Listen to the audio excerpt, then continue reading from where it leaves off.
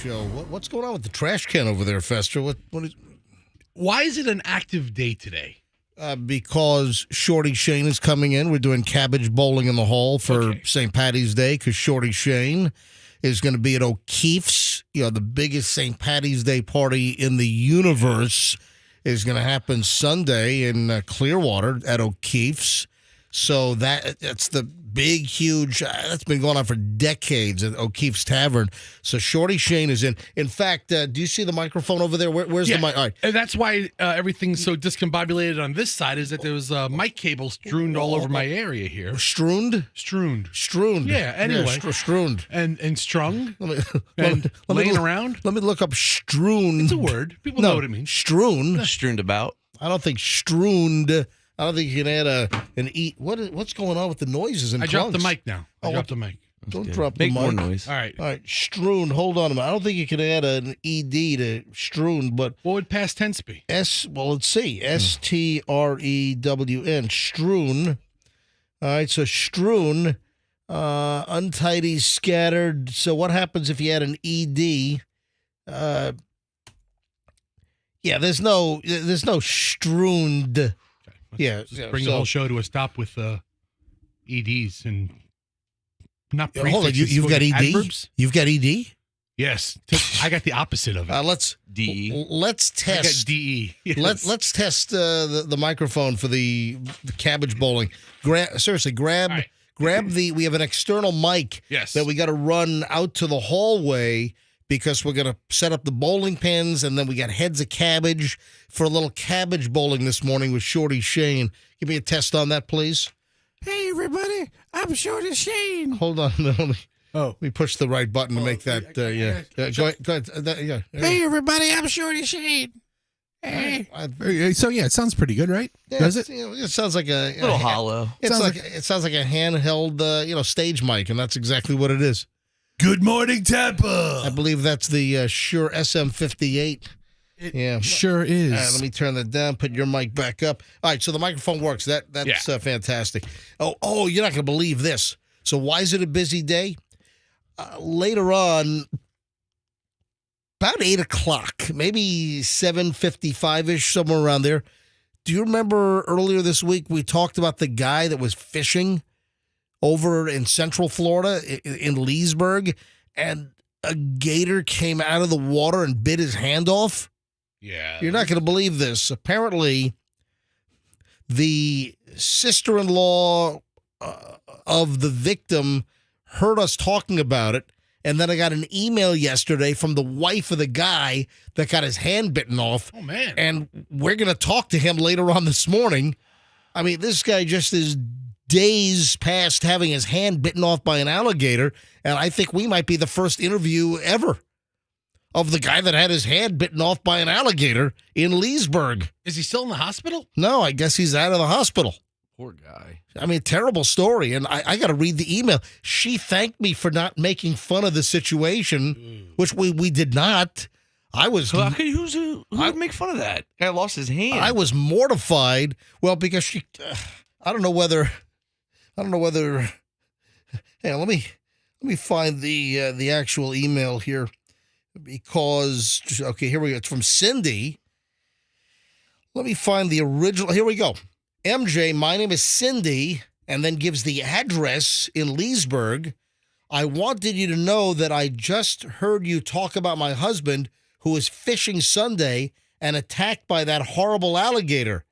I'm extremely happy to hear that you weren't making fun of him as you normally do. What? I mean, I don't know why we didn't make more fun of him. I mean, sounds like something I would do. I'm actually driving to the hospital with my sister and sister, not sister-in-law. I'm actually driving to the hospital with my sister, and she was listening to your show, but I've never heard of you. Are you new to Florida? Because I don't think you are very well known. Wow. She's right. Just to update you, my husband Chuck is doing just fine and is back home. Have a good day, Cindy. So I respond to Cindy. I'm like, well, Cindy, we've been in Florida I've been in Florida for over 32 years at this point. Never heard of you. Yeah.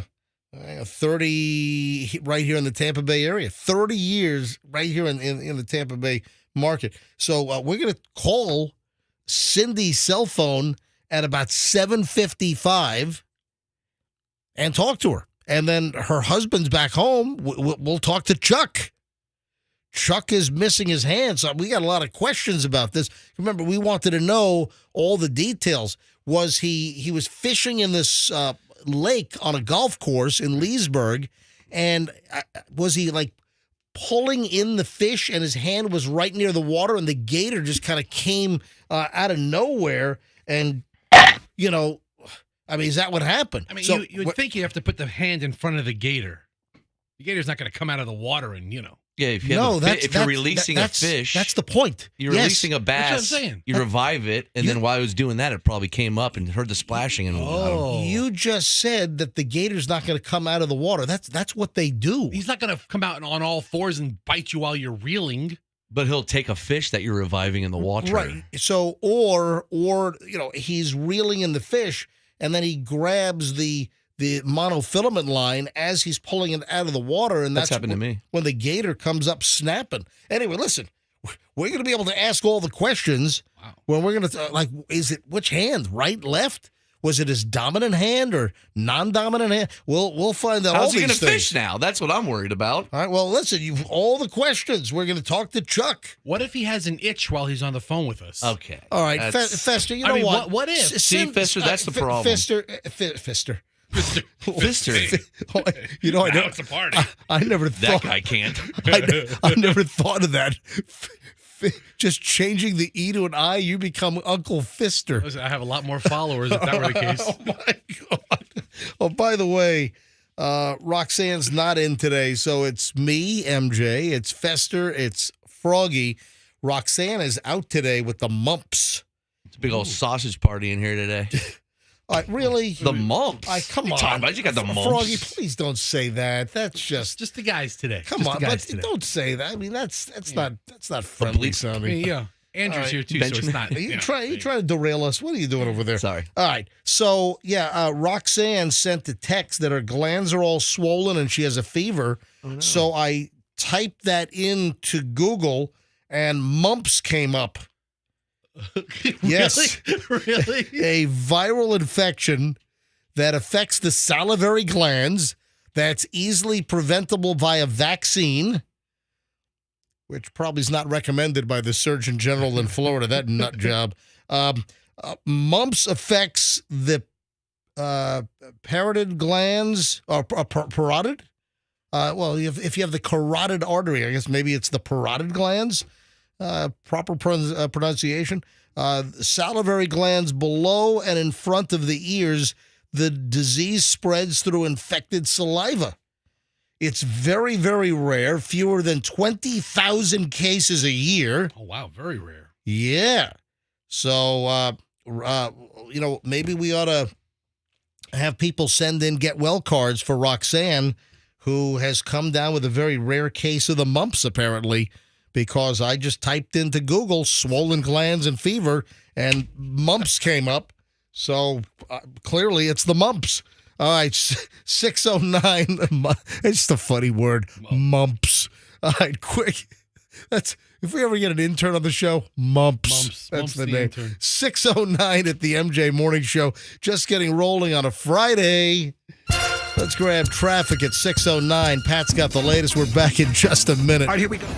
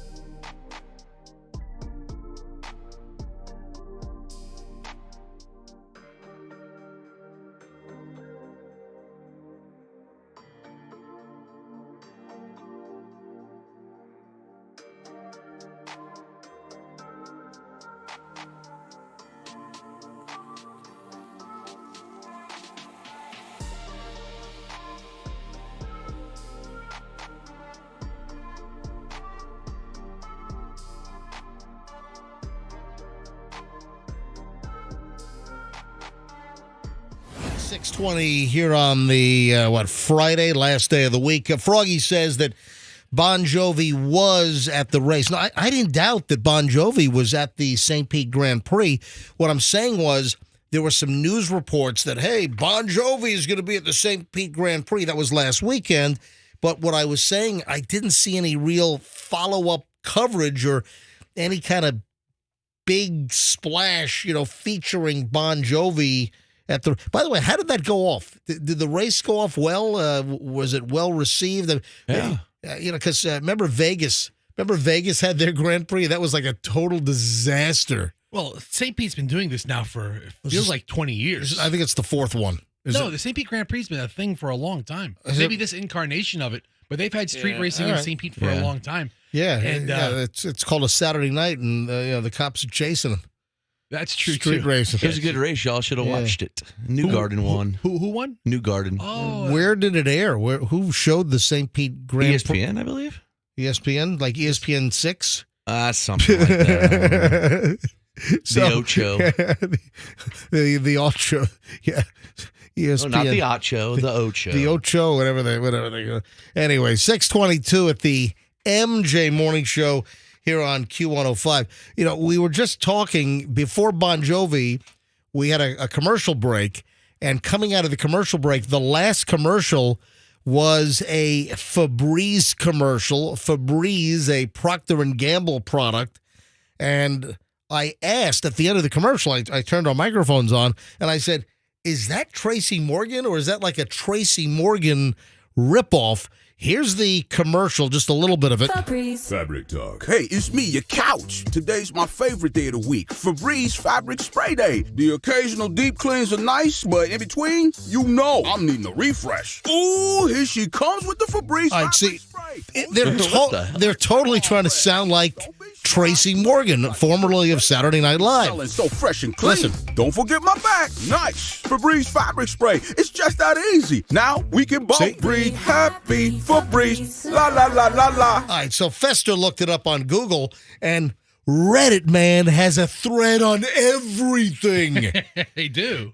Everything. So Fester found a Febreze thread about the radio commercial that we just played. It was put up a couple of weeks, about 27 days ago. Right. And it says Radio Febreze commercial.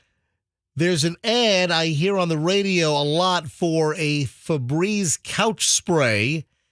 I wonder if that works on like the grossly morbidly obese people that like die on the couch and are not found for months. Oh. And then they kind of melt into the couch. They mold to it. Can you? You have to remove the person. Or actually, I think there have been stories of live people that are couch bound and they like start melding with the couch. Or the Seriously, remote becomes a part of their stomach because it's just they lost it. Oh yeah, in a fold. And it's just it's a part of his skin. Oh no, that's happened. I'm telling you, we've talked about these things. That's how I want to go. You think Febreze couch spray works on that? You might need a couple of bottles. But yeah, probably so. Yeah, they ought to do a commercial on that. That's what I'm thinking. Anyway, the Reddit thread claims that it is not Tracy Morgan, but absolutely, that was intended to sound like a squirrel. Trying to sound like the Tracy Morgan type sound, but it's not. So that's like a deliberate attempt. You think that Tracy Morgan's got any kind of claim there? I mean, what did they? A lawsuit. Exactly. I mean, did they do an impression? That's what I'm thinking. Well, they just ripped off his whole thing. Oh, they did. It's a total Tracy Morgan ripoff. I don't think you can sue somebody over an impression. It gets more Tracy Morgan-y toward the end of the commercial. Anyway, moving along here, Fester. Yes. Did I hear you? I thought you said something either on the air or some kind of fleeting mention off the air. I can't remember. Did you say something about pickle juice yesterday?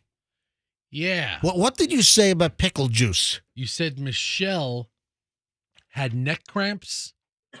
Or she had a pinched nerve or something, or no, a stinger. No, she stinger. What was it? You said something about Michelle having a pain. I did. So yesterday's program, I just brought up the fact that Michelle had that weird, bizarre neck pain blaster, and it's been a long time since I've had it. And those that are listening right now, when I describe this, many of you have had this, and it's when you're just going about your business, and for some reason you turn your neck quickly, you go to look at something, and it feels like you were just shot in the neck with a .22. Yeah, it's like this excruciating, sharp, fleeting pain in your neck, and it's nerve-related, obviously. It's when you turn your neck, and for whatever reason, it's just in an awkward, weird position, and it's almost like you've been, tased in the neck. And, the actual pain can actually last for several minutes. The initial jolt is the worst, but then you kind of, your neck feels all cricked. I have not had that for years. I can't tell you. It might be 10, 12 years since I had that, but I have had it. Michelle got it the night before last, and I made a mention, and then Fester brought up pickle juice, and I was just curious because I saw another item regarding pickle juice. What do you say regarding that? Well, I said maybe she should drink some pickle juice back before you kind of maybe explained it a little better. I thought she was just having like a Hold on. Why would you drink?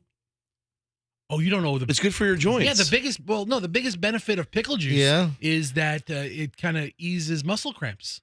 Is that true? Yeah, I think like the vinegar and the sodium. It's just water, vinegar, and a lot of salt, and probably a bunch of preservatives in there. Yeah, but probably some benzoate or whatever the hell they call that crap. Yeah, probably, but I think it helps with gut health and a couple of other. There's a lot of benefits to drinking pickle juice. I've seen some athletes drink pickle juice on the sidelines. Wow, yeah. Gatorade ought to come out with pickle juice variety. I think there's actually a line of pickle juice beverages out there. I mean, there are. Are you serious? I'll just drink the leftover. Like never throw away your pickle juice. Like you have a jar of pickles, right?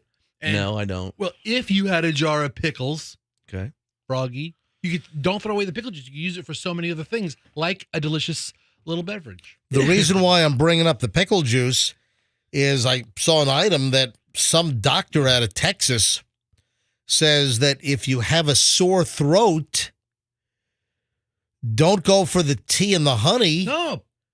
Open up a jar of pickles. Dr. Linda Yancey, an infectious disease specialist at Memorial Hermann Health System in Houston, Texas, says drinking pickle juice can help relieve a sore throat. Sure, it makes good sense.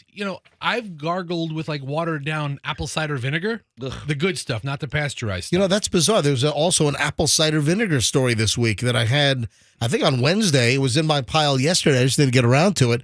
And I think Roxanne even mentioned something to me off the air yesterday about apple cider vinegar. Yeah, you need the kind with the mother in it, the unpasteurized. The mother. Yeah, it's like the I've seen it. The sediment of there's that. I think it's a yellow labeled vinegar at the supermarket. Bragg's is the big famous and then name doesn't brand. it have something on the label that says including the mother? Yes, but the mother is like the pulp or some remnant of the apple. It's like the placenta. Oh, it's so kinda, tasty. I guess so. Yeah, I mean, actually, it's an excellent description of what it is. So? It's apple placenta, and but you need the kind with the mother. But I've used that as like a gargle before to alleviate a sore throat, and it works great. Speaking of placenta, did I ever? I think I did. I must have talked about this over the years on the MJ Morning Show. In fact, I've got some kind of a memory. Now that I just thought of this, I want to say that maybe 20 years ago, 18 years ago, that this came up on the MJ Morning Show during the time we were on the other radio station. And my dad had a styrofoam fabrication factory in Portsmouth, Virginia. And they had an employee that took maternity leave, and the employee named her new baby girl Placenta. Aw, it's cute. And, Well, she just look around the room. The first thing she saw, lamp, Bright placenta? lights, no. Placenta, yes. well, maybe should have named the baby Crowning. Oh, Listen, scalpel. if placenta didn't No, mean I don't think scalpel would be part of the picture unless there was an emergency C-section. if placenta didn't mean what it means, Yeah. it's a beautiful name. Classy. Yeah. Yes, my daughter Placenta. There's a town out in California, a city that that sounds like placenta, but it's not. What's the name of that? Type in California town that sounds like placenta. Oh, Placentia, right? Placentia. Yes. Placentia. Yeah, it's Yeah, what an awful place. So the way I found it was I took the word placenta and I just put comma CA and this came up. Placentia or Placentia is a city in northern Orange County. Yeah, it's just before you get to Los Angeles County. It's a little northeast of Anaheim. Wow. Yeah, where Disneyland is. How about that? 6:31 at the MJ Morning Show. You know what I didn't get to yesterday? Froggy, you're going to love this. The whole Elon Musk, Don Lemon controversy. Did you see what happened? Oh, no. What happened now? I had the audio pulled. I had it in the pile for yesterday. We just didn't get around to it. So we got to get into that.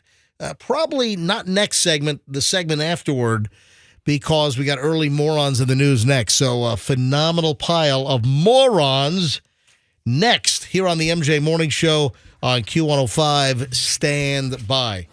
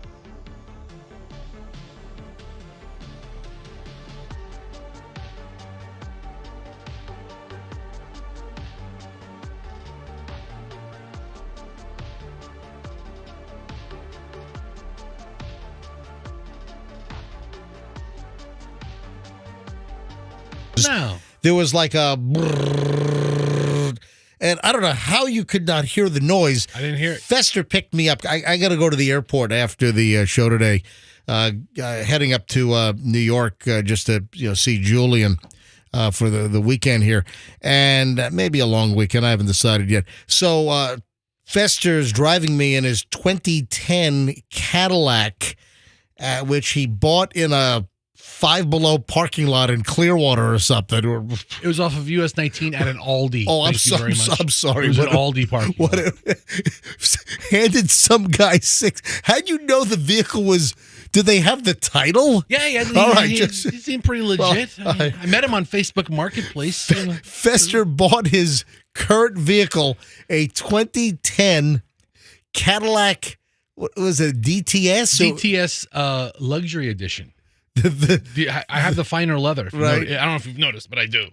So the DTS Luxury Edition. Yeah. So Fester picks me up at the house this morning so he can then drive me right to Tampa International after the show. Oh, by the way, folks, Julian and I are going on a little pizza trek this weekend and going to be hitting nothing new, but just we're going to be hitting a bunch of my favorite spots. So if you want to follow just a pizza munchin' weekend, I have munchin' pizza by proxy.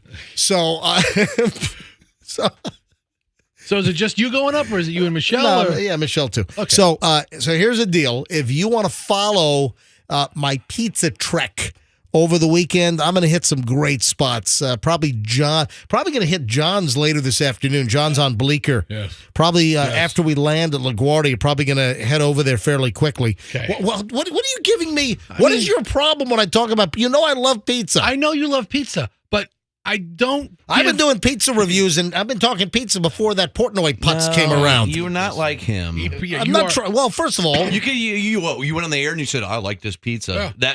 That says you were doing it first. dude. No. I've been talking about pizza for 25 years on it, 30 I've been years. talking about pizza. No, but specific spots and telling you how good pizza is. I don't know that I need a deep dive in a city that I don't plan on going to in the next decade. Well, you should. Why? Because why do I care about New York pizza? Because and of the specific joints. Because of the pizza. Who That's cares? it. Anyway, so folks, Fester doesn't care. Fester's probably going to unfollow me, but you can follow me, or you can, if you already do follow me, you can watch Julian and I on a pizza crawl. Some of the great places on my Instagram, Certified MJ Radio. You know what? Why don't you stick it up Fester's butt right now, and let's see if I can get 3 new follows right now.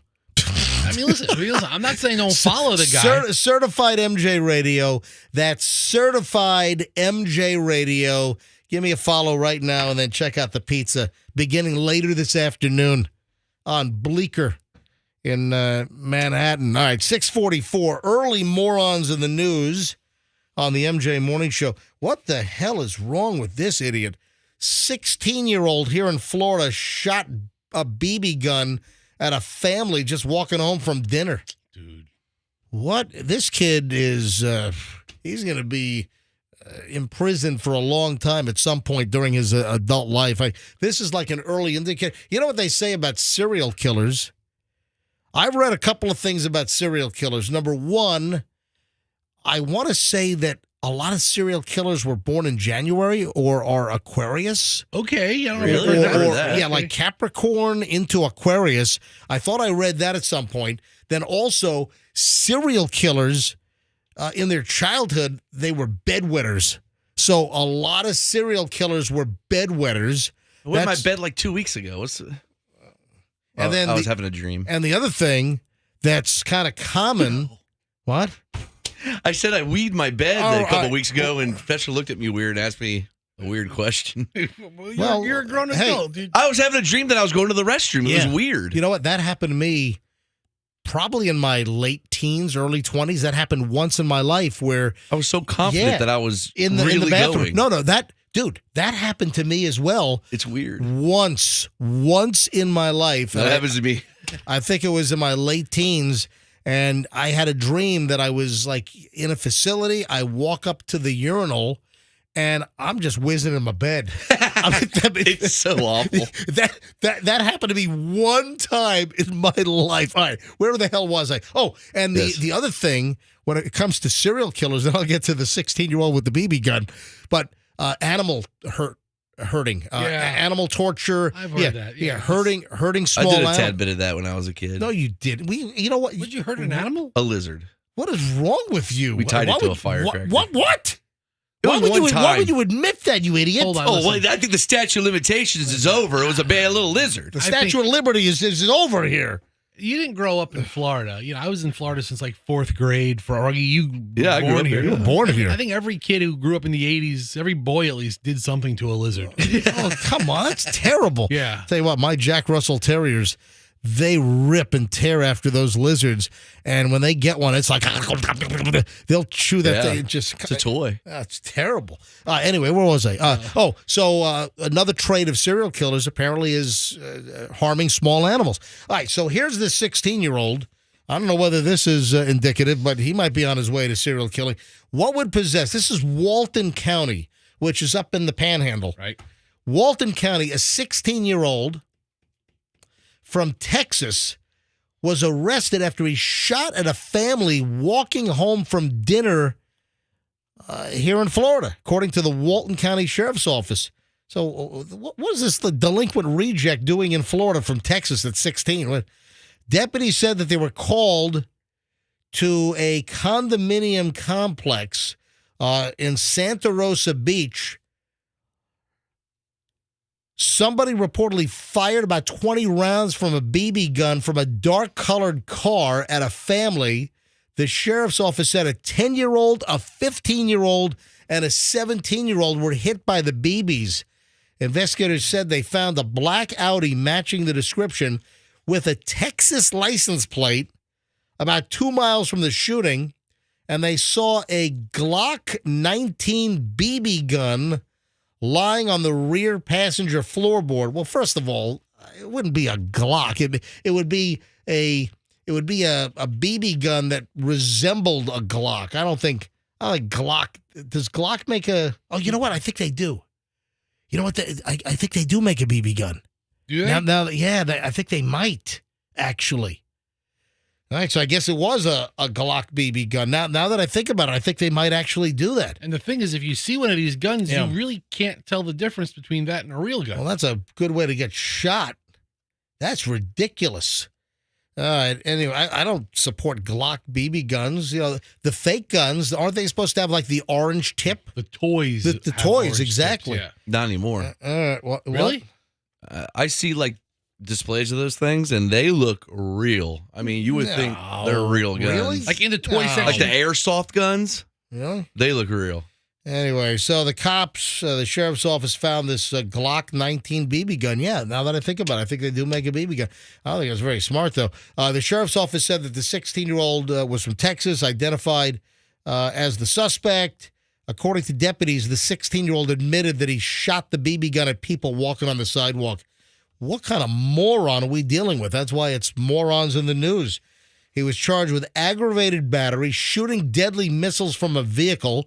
That's a charge. That'll get enhanced up nicely on you. And child abuse because he shot a 10-year-old and a 15-year-old. Is a BB a deadly missile? Listen, just because you got Dude, busted doing a BB crime. Hey, smackwad, listen to this. Listen. All right, if you throw a kumquat or a tangerine out of a car, That's a deadly missile. that's a deadly that can be charged as a deadly missile from a vehicle.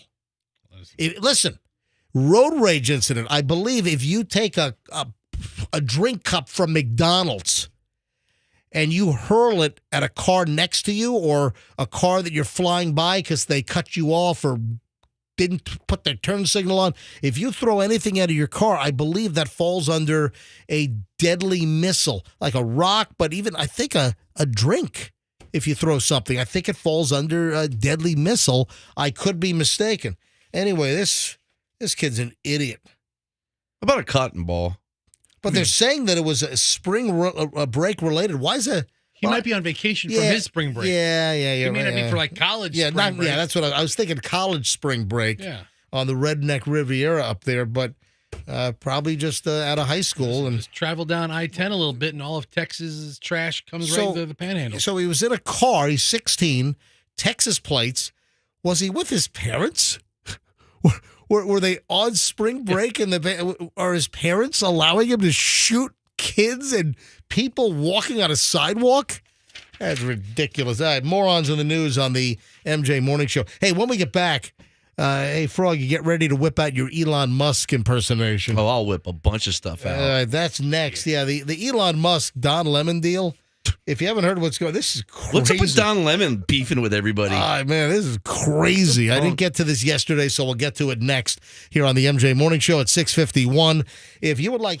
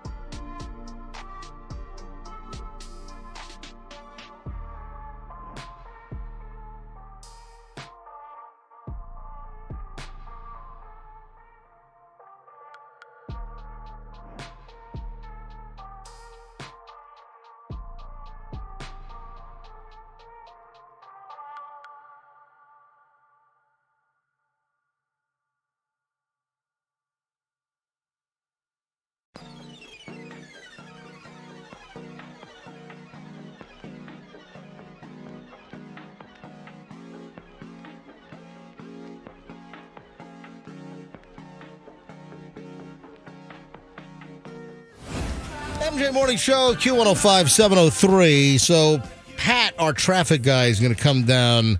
I don't think it's going to be this segment, but when we start the long segment, when we start the hour and 20 minutes plus of nonstop MJ Morning Show, Pat's going to stop by because he's got a list of events and problems regarding downtown Tampa this weekend, and it is dense. So there's a lot of crap going on. So that's coming up in just a bit.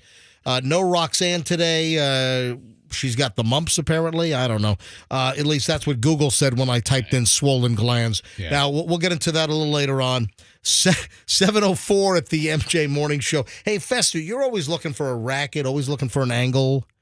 You know, your little theft of services schemes going on where you pop into a hotel or a motel to grab their free continental breakfast when you're not even a guest. Dude. You know, the cups in your trunk. That's right. Oh, by the way, you cleaned out your trunk. Holy folks. So Fester picked me up this morning. When I asked you earlier if you noticed anything, we got off on a tangent, but that's what I was going to say. Yeah. I cleaned the trunk out. Yeah, Fester picked me up this morning because I'm going to the airport right after the show, so he's going to drop me off at TPA. And Fester opens up the trunk for my little wheelie suitcase. No check bags here, man. So Fester opens up the trunk, and I'm like, holy crap, what is going on here? Oh, my God. Good for you. Fester's trunk was previously, I mean, just within the last month, an absolute dumpster fire. Yes, the dumpster. I mean, remember, I took the picture. Right, I recall. I posted, folks, if you go, oh, by the way, thank you to the 35, 40 people that just followed me on Instagram in the last segment, as I am heading to New York, and Julian and I are going to have a nice weekend together. Julian, of course, up at NYU, and we're going to do a pizza crawl this weekend, going to hit a lot of our favorite, I mean, classic places. So if you want to see some kick butt pizza, follow my Instagram, if you don't already, Certified MJ Radio. That's Certified MJ Radio, and I'll be posting some cool stuff, some videos and pictures all weekend long. Had like 35, 40 people just follow me in the last segment, so thank you very much. See if we can triple that right here. Certified MJ Radio. So Fester picks me up. Right. He pops the trunk on the car, and it was like, holy moly, what's going on here? Because the last time I had to shove camping tents, rope, plates, shoes. I mean, I took a picture last time around when Fester picked me up and he popped the trunk for me to put my suitcase in.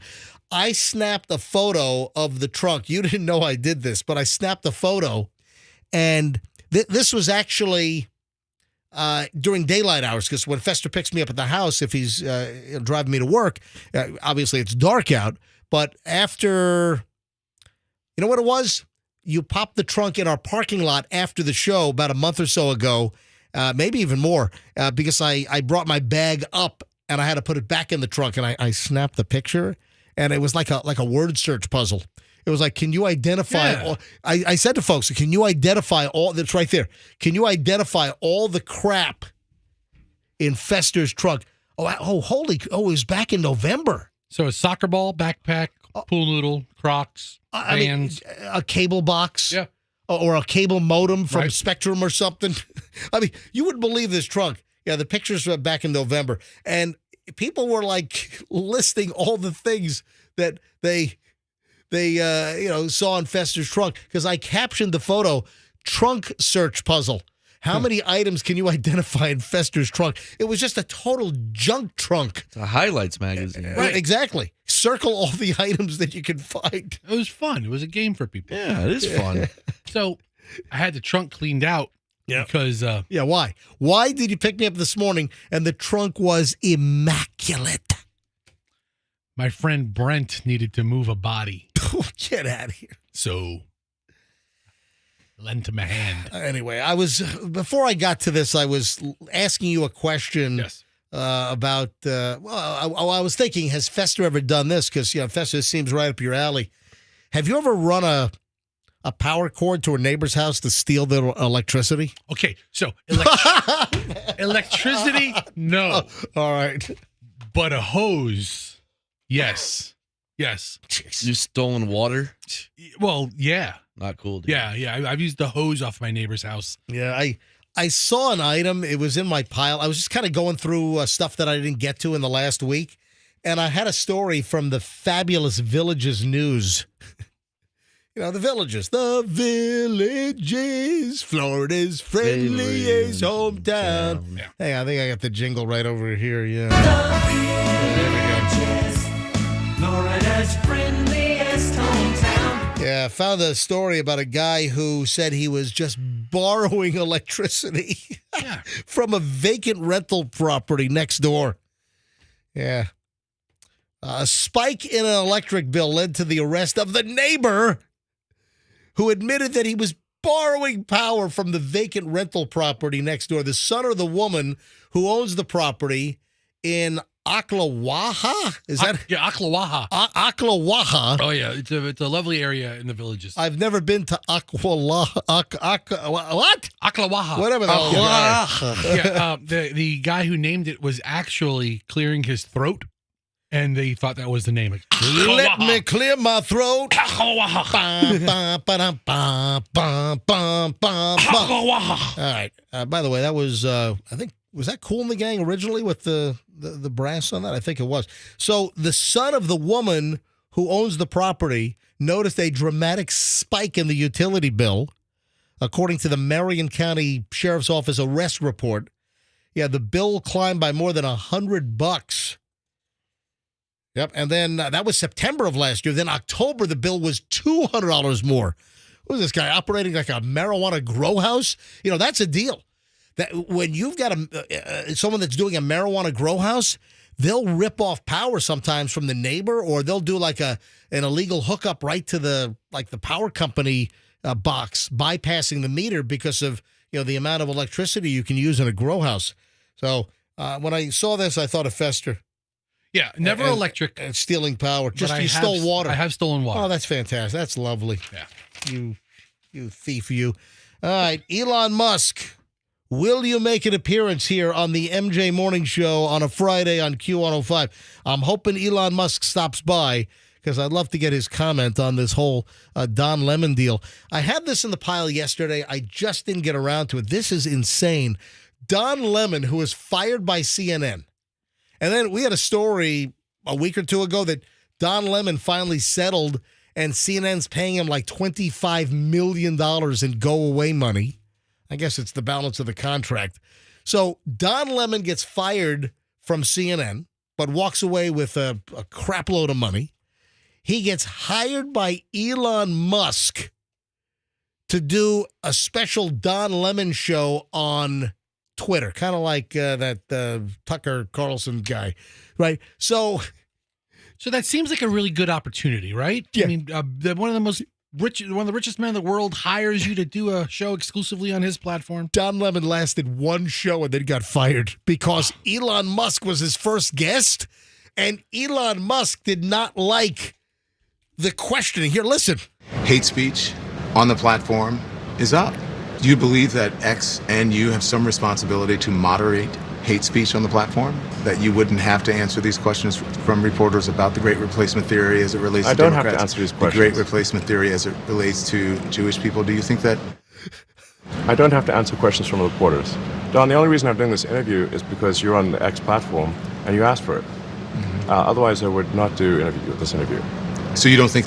Do you think that you wouldn't get in trouble or you wouldn't be criticized for these things? I'm criticized constantly. I could care less. Well, it would be Elon. It's not I could care less. It's I couldn't care less. No, I could not care less. No, you didn't say that. You said I couldn't. No, you didn't say couldn't. That's the point. I could care less. Elon, you said I could care less. Which means I could. With the term is I couldn't care less. That's the proper way to say that. I think I could care less is actually a more cutting insult. Anyway. I could care less. Well, if you want me to. You mean care less? Don Lemon asked Elon to be his first guest. Guess what? First and last, Don Lemon was fired after interviewing Elon Musk on his first ever X, formerly Twitter, new TV show. One freaking episode, and Don Lemon That's right. is ejected. You mess with me, you get the axe. How? You get the X. No, you get the burning Tesla that you can't get out of. That's right. They chop you down. You'd be fired. Yes, Fester? This is a really dumb move or a really good move on Lemon's part? Where the hell's Lemon?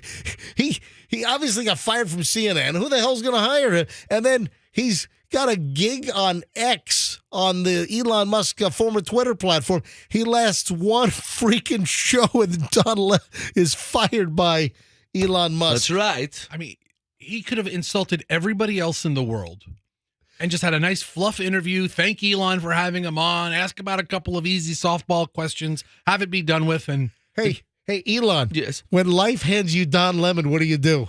I make a limoncello and I fire Don Lemon. There you go. Don Lemon. Where does Don Lemon show up now? At does he go to like circuses or carnivals? No. Well, listen, it's probably not necessary for him to work because he just got a payout of like $25 million from CNN. He's probably making a bunch of money from that X thing too. He's because I know that Tucker guy makes a ton of money, right? Got no use for conspiracy garbage and bootlicking Vladimir Putin. Anyway, 7:15 at the MJ Morning Show. We're going to start an hour and 20 minutes of nonstop MJ next. It is going to be a loaded hour and 20 minutes. We're going to have Shorty Shane in here. We're going to have a phone call to the guy that got his hand bitten off by the alligator in Central Florida. We did the story.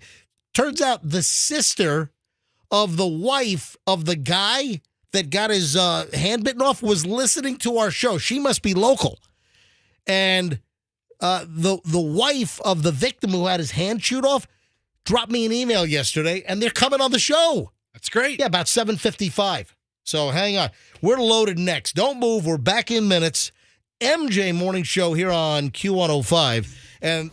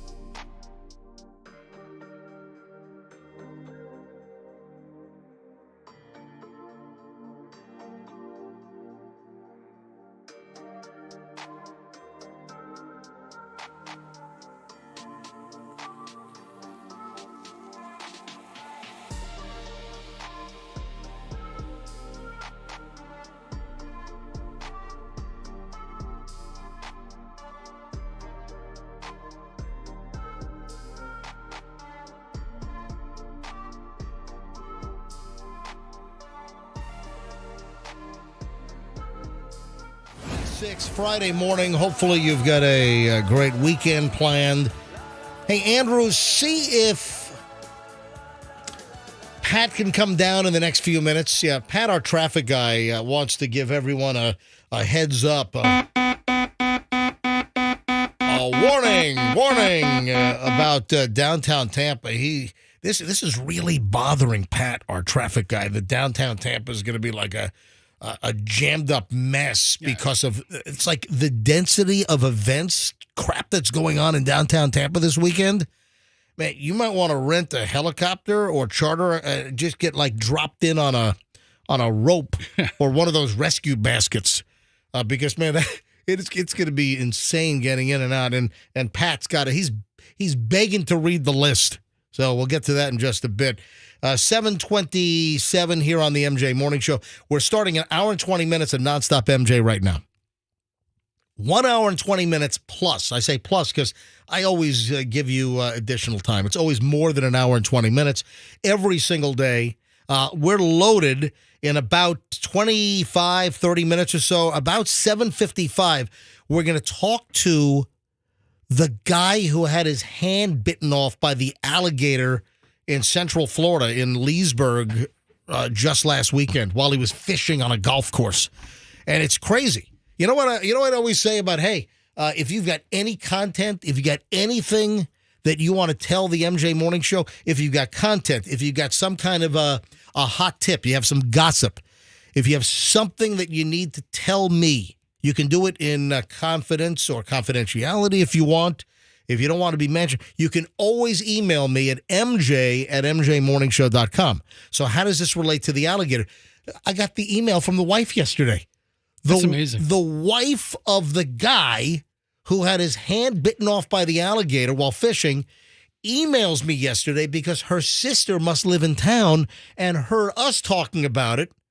And in the email, thanks me for not making fun of her husband's hand being chewed off by the gator. I'm not going to make fun of that. Listen, if it was like some kind of child molester, or if it was, some kind of a really bad dude, running from the police and jumps into a pond, maybe we'd have a chuckle at, some karma there. But I'm not going to, there's nothing funny about it. Anyway, she emails me at mj@mjmorningshow.com. We go back and forth, and we're going to have him on in about 25 minutes. No hand jokes, Fester. Yeah. I'll just sit out then. No, Fester, come on. Fester, listen, to Fester's credit, Fester did not make any jokes when we did the story earlier this week. And to my credit, I also didn't know that a relative was listening, because then I might have. It's the new reality. Are you trying to earn your little jingle? Where's the, hang on, man. I got to use the Fester jingle. Yeah, use it. Yeah, Fester is trying to earn this every single day. People say Fester is a large rude man. There we go. All right. So the alligator hand story coming up in just a bit here on the MJ Morning Show. Shorty Shane is due in a little after 8 o'clock. We're going to do leprechaun cabbage bowling in the hallway here with Shorty Shane, because Shorty Shane is representing the MJ Morning Show at O'Keefe's Tavern in Clearwater on Sunday for the huge St. Paddy's Day bash, which they throw every single year. So that's going to be exciting. All right, quickly, let me do the festival. Pat, when do you have to run down the hall to do traffic again? How much time do you have? I probably have 3 or 4 minutes. Oh, that's it? He's a busy man. He's the busiest man in show business. All right, so Fester, I need to approach you on something because there's a well-known singer that might have had a similar situation that you had last week. Oh. Yes, and, well, he apparently did not do what you did as a protective barrier. I'll explain in just a matter of moments. All right, first, though, Pat is our traffic guy. Pat, this is disturbing you. It's killing me. Pat, you're waiting for me as I come in this morning at 5:29. Pat is waiting in the hall with his arms crossed. Do you have any idea what's going to happen in downtown Tampa this weekend? And Pat's like, the place is going to blow up. All right, what?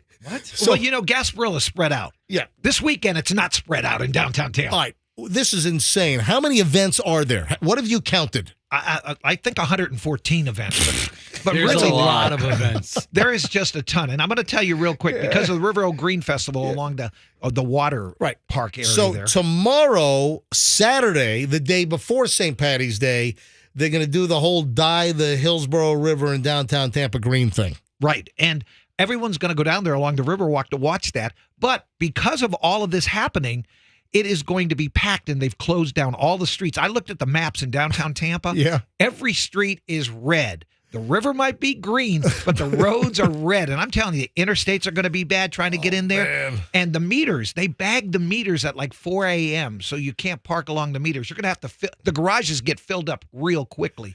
And one of the reasons, not only is Curtis Hickson Park kind of the center where everything's going to happen, the Rough Riders moved the parade from Ybor City to downtown Tampa. Whoa, Fester, are you in on the Rough Rider? Because Fester's a Rough Rider. Yeah. Right. So this weekend's our big parade, the St. Patrick's Day parade in downtown. So you're in on that? Yep, it starts at 5 o'clock. Well, Pat is and saying... it goes till 7:15. It's a big parade. 100 plus units. All right, Yeah, floats. so the river's green. Yep. Streets are closed. Meters are bagged. You got a parade. A Gasparilla-sized parade happening at 5 o'clock. I mean, it's a 2.5 hour parade. With Fester as a Rough Rider. But listen to this. Yes, what else? Armature Works. Right. They have got a carnival going on and an arts festival and a music festival with Pauly D from Jersey Shore. Oh, Pauly D. Pauly D, yeah. Hold on, is that the guy that's busted on tax evasion and No, did time? no, that's the situation. Oh, the situation went to federal prison. Yeah. I'm But sorry. All They right. put the carnival in all that grass parking lot, Right. so there's no parking there.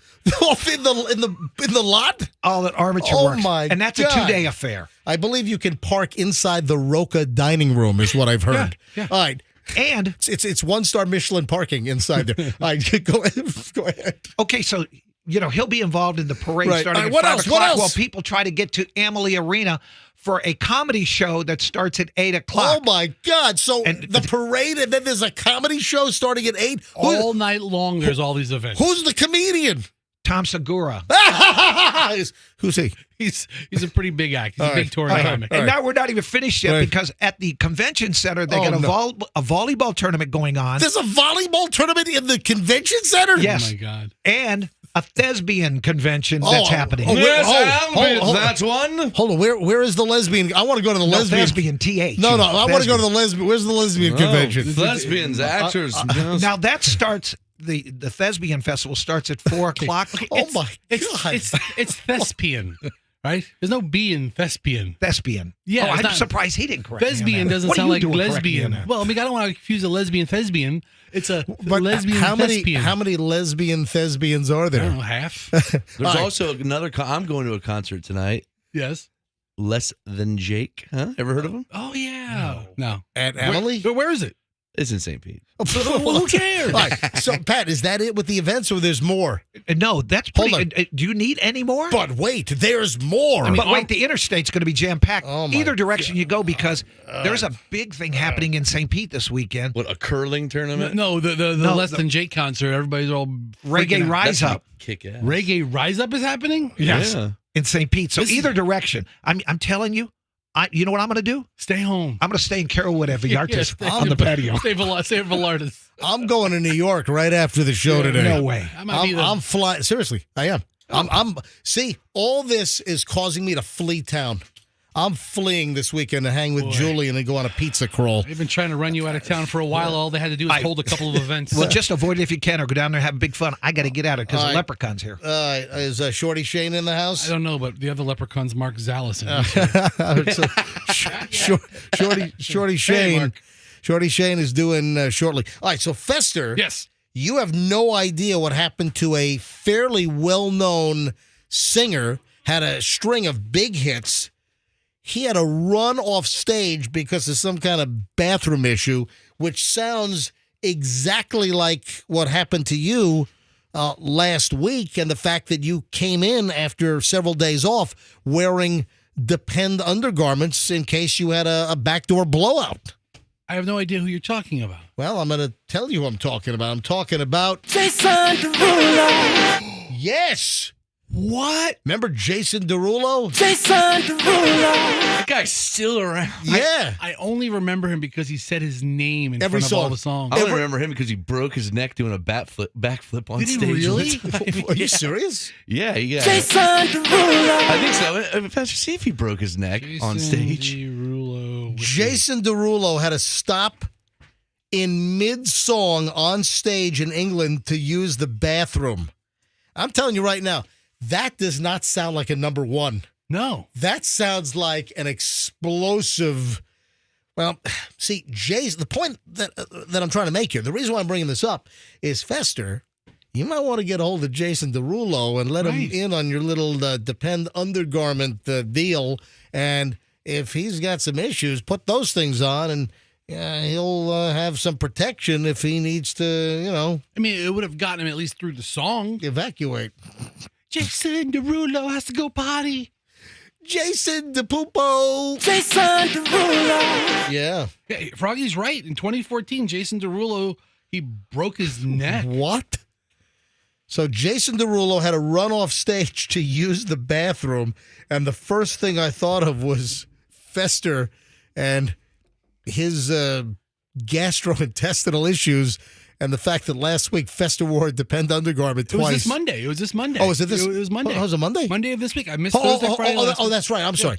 You were out. That's right. You were out last Thursday and Friday. Yeah, we're sitting next to the porcelain god. And you came in on Monday. Oh, and some people got really pissed at me that I posted the image of Fester accidentally displaying his Depend undergarment while sitting in the studio. I took a picture, and some people were all aggravated. Oh, how dare you? That's an invasion. That's a HIPAA violation. Most people thought it was funny. I mean, what do you expect from the MJ Morning Show? Give me a... It's a hippo violation. It's a hippo. It's a hippo violation. Jason I gotta doo-doo. It's Jason DePupo. Show me the party. If you're wondering where Roxanne is today, Roxanne has the mumps. Listen, Why do you keep saying that for? This is no laughing matter, Froggy. She's a swollen gland. When you have a sore throat, you get that, don't you? Hey, listen, here's the deal. We got a text from Roxanne this morning. Very early this morning. She's not going to be in. She's got swollen glands and a fever. So I typed in swollen glands, what do you have? And mumps is the first thing that came up. So Roxanne clearly has the mumps, a viral infection that affects the salivary glands. She said her glands are swollen. That's easily preventable by a vaccine. Mumps affects the parotid glands, salivary glands below and in front of the ears. The disease spreads through infected saliva.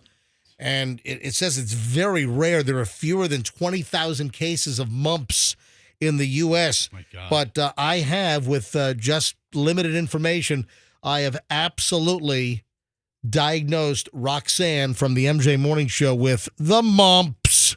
That's a funny word, mumps. Funny disease. Poor Roxanne. I didn't know mumps was that rare. But if you're vaccinated, if you get is MMR, is that mumps, measles, rubella? Something like that? Is that what MMR stands for? I know that, right? See, what is MMR? Quickly, before I move on. What is MMR? Measles, mumps, and rubella. Yeah, there. So I did have it right. Measles, mumps, rubella is the MMR. It's also a radio station, I believe, is that the Philly? WMMR, Philadelphia. And I believe that's a Beasley Media Group station as well.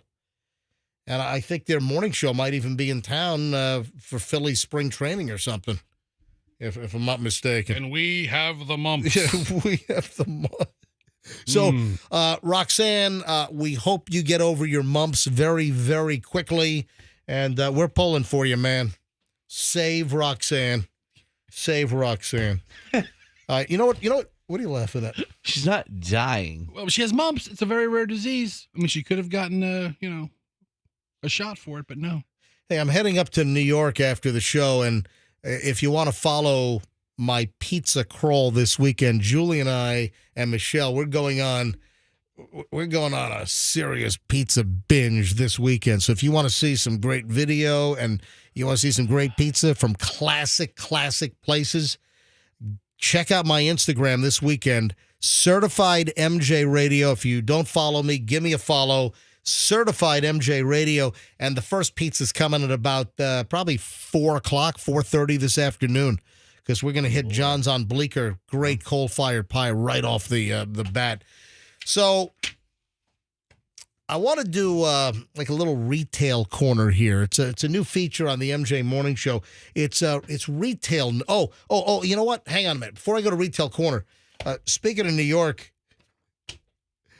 knife-wielding bandits on the Upper East Side of Manhattan pulled knives and robbed a store at knife point.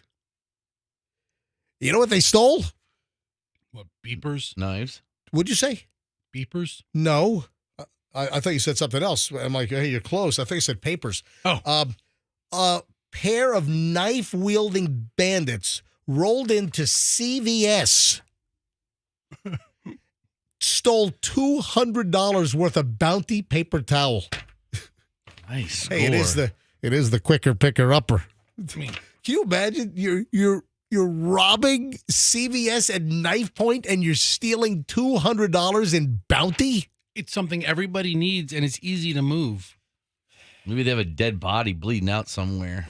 How big of a trench coat would you need to store all that Bounty to sell it on the street? They're reselling the crap. You know, that's what's going on. All these retail thefts. And, you know, we had the story earlier this week that mother of like 3, the 52, 53-year-old woman in California living in like a $2.5 million house. And she was the mama bear of this giant retail theft operation operating across the country, including right here in Florida. She was running the damn thing out of California. And the woman was heading up this theft ring, and they were going after cosmetics. They were ripping off Sephora stores. They were ripping off Ulta stores, Walgreens, and they were stealing cosmetics. And she had her little workers out in the field across the country, and she would tell them what to steal. And then she was selling the crap on Amazon. And the feds and the California Highway Patrol, they made a bust on her earlier this week, search warrant, and she's being pulled out of the house. She's cuffed and stuffed. She's all shocked and everything. Her husband was arrested because he's an accomplice, and they're all looking like, "What's going on here? We're shocked." They found like $400,000 worth of cosmetics in her garage. Her garage. Hey, Froggy, look at the shelving in her garage. Let's see what she's got. Can you go back? Take a look at the shelving and see if Fessy. It was just on the TV. I'm trying to go back. Yeah, go back. Where's the bar? All right, stop. You're so. Yeah, you're terrible. Yeah. All right, here we go. Hold on. Yeah, it'll go back. Maybe not. Go back. Open it up wide. Open it wide. Do I have to open it wide? Let me open it wide. Here we go. Oh, here we go. If I take, man, this dragger's not working. I'm telling you. Anyway, forget it. Maybe it's not me. Retail theft. This is a major problem. Now you got guys that are ripping off Bounty paper towels. You have folks that steal Tide Pods and Tide detergent, and they're selling this stuff, on their own. But that's the easy stuff to move, especially for people buying it online through Amazon stores.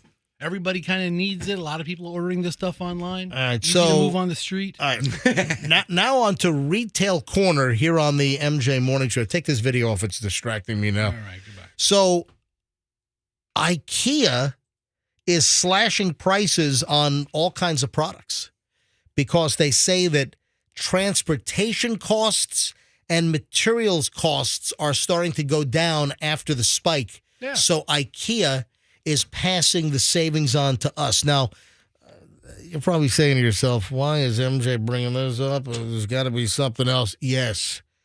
Guess where I was on Wednesday with Michelle at 1:30 in the afternoon? Is that the first time you've gone to IKEA? No, it's not the first time, but I hadn't been there in probably 6 or 7 years. It's been a while. Oh, I love IKEA. I forgot. How much fun it is. I forgot that you're like a rat looking for the cheese to get the hell out of there. Oh, I love. I a good mean, IKEA my visit. God, we were up on the second floor, and Michelle wanted to look at putting a little system together to build a little like makeup vanity for Chloe while she's home, and my God, I think they made the maze even worse. They probably I mean, did. Why did they do that? Well, it's a whole traffic flow thing because they It's want. annoying. I mean, I couldn't figure out how to get out, and well, you follow the arrows. Yeah, but that's the habit trail way. If you look at the big map, Yeah. there's cut throughs. Yeah, well, the employees know the cut-throughs, but I didn't. So we're trying to get out, and my God, it's like 20 minutes to get. It's like, oh my God, how do I get out of here? So 911. What's your emergency? Yes, I'm in IKEA in Ybor. I can't get out. Help! I'm stuck in IKEA and I can't get out. My name is Milton Flunchcow. Please help me. I can't get out of IKEA. All right, sir. What department are you in? My God. It just went on and on and on. Did you get some of the Swedish meatballs at the end at the little cafe? No. But let me tell you what's going on. It's to the point where it got ridiculous. Just when you think you're about to get out, there's another 7 minutes of turn here, turn there, zig here, zag there. I think it got worse since the last time I was in IKEA. It probably did. I think they've made even more maze-like twists and turns. Just help! I love IKEA. Oh man, it just. Oh, and if you bought an air fryer at Best Buy, yeah, the air fryers are apparently turning into flamethrowers. Damn. So you Badass. think Best Buy is probably one of the bigger. I went to a Best Buy recently, and all the music is gone, no CDs or anything like All that. the computer games are gone too. But they've got a lot of appliances now, and stacks and stacks of small I appliances. know the Best Buy up here at Dale Mabry and 275. I know they did like this massive rework and they remodeled the place, and it's different inside, right? Yeah. They got rid of all the DVDs and everything. All that stuff is gone. No CDs, no DVDs. It's like video games, toys, some computers, and then a whole bunch of appliances. And I went there before Christmas, and they had every countertop small appliance you can imagine. So they must sell a lot of air fryers. But now there's a recall on them. Is it like their Insignia brand? Because anytime you see like the name Insignia, that's Best Buy's store brand. Is it? It's Insignia. So yeah, What'd I tell you? Wow. Best Impressive. Buy is, well, they're recalling, I guess, 187,400 Insignia air fryers and air fryer ovens because they could shoot flames. That's awesome. They could catch on fire and burn. This is insane. So here's the list. Thousands of these air fryers are being recalled at Best Buy, Insignia brand, because of fire and burn and laceration. What, the thing's going to cut you and burn you? What can I hear gunshots? Can I hear a hanging? What else could this damn thing do to you? Some pretty serious charges against this air fryer. Have you not bought an air fryer yet? Julian bought an air fryer, and he was bringing it up to school, but then there's a prohibition about having air fryers, so he left it at the house. A prohibition? So you're prohibited from having an air fryer in the dorm. Everybody get rid of your air fryers. No more air fryers. Look at this air fryer bootlegger here. Air fryer. So be on alert, folks. That's a lot of damn air fryers. So if you bought an Insignia air fryer at Best Buy, it could be part of the recall here. The CPSC, the Consumer Product Safety Commission, says the devices, which have cooking capacities from 3.4 to 10 quarts, can overheat, causing the handles or glass doors to break or melt. Did they not test Did they not test these things for a couple of days before they started making them by the hundreds of thousands and selling them? How hot does it have to be to make a glass door melt? Yeah, That's insane. Hey, you want to hear about the mother of the year? And she works right out in out near Brandon on Falkenberg Road. Really, what does she do? Oh, she went to work at Spectrum Cable and left her 4-month-old inside the car for hours because she had some childcare issues. How did that end? The kid's okay. Okay. All right. Unbelievably, your stomach sinks on this. The Hillsborough County Sheriff's Office they've arrested a woman who left her 4-month-old kid inside the car, engine off. According to the HCSO, they were called to the Spectrum parking lot. Right when you get off the crosstown and you go left, if you're heading toward Brandon from Tampa, you go left. Right on Falkenberg, you got the big Spectrum. And, that for years, the Spectrum bills had the address to go to that location. Yeah. I think my Spectrum bill, the mailing address has changed to California now. But when we were up in New York and I had Spectrum up in Manhattan for a while, I was mailing the bills to Falkenberg Road. I'm like, I know where that is. That's crazy. Yeah. So this lady, according to the Hillsborough County Sheriff's Office, they were dispatched. They were told that there's a baby inside a car, so they go to investigate, and they find the baby locked inside the non-running vehicle. Aisha Morrow, 26, picked up the infant, the 4-month-old, while she was on lunch break, and then put the baby in the car because she couldn't find anyone to watch the baby. Oh. So she left the 4-month-old infant in the car. Car's not running. Doors are locked. And then heads right back into Spectrum. Probably like customer service. Yeah, I worked the second half of her shift. That's insane.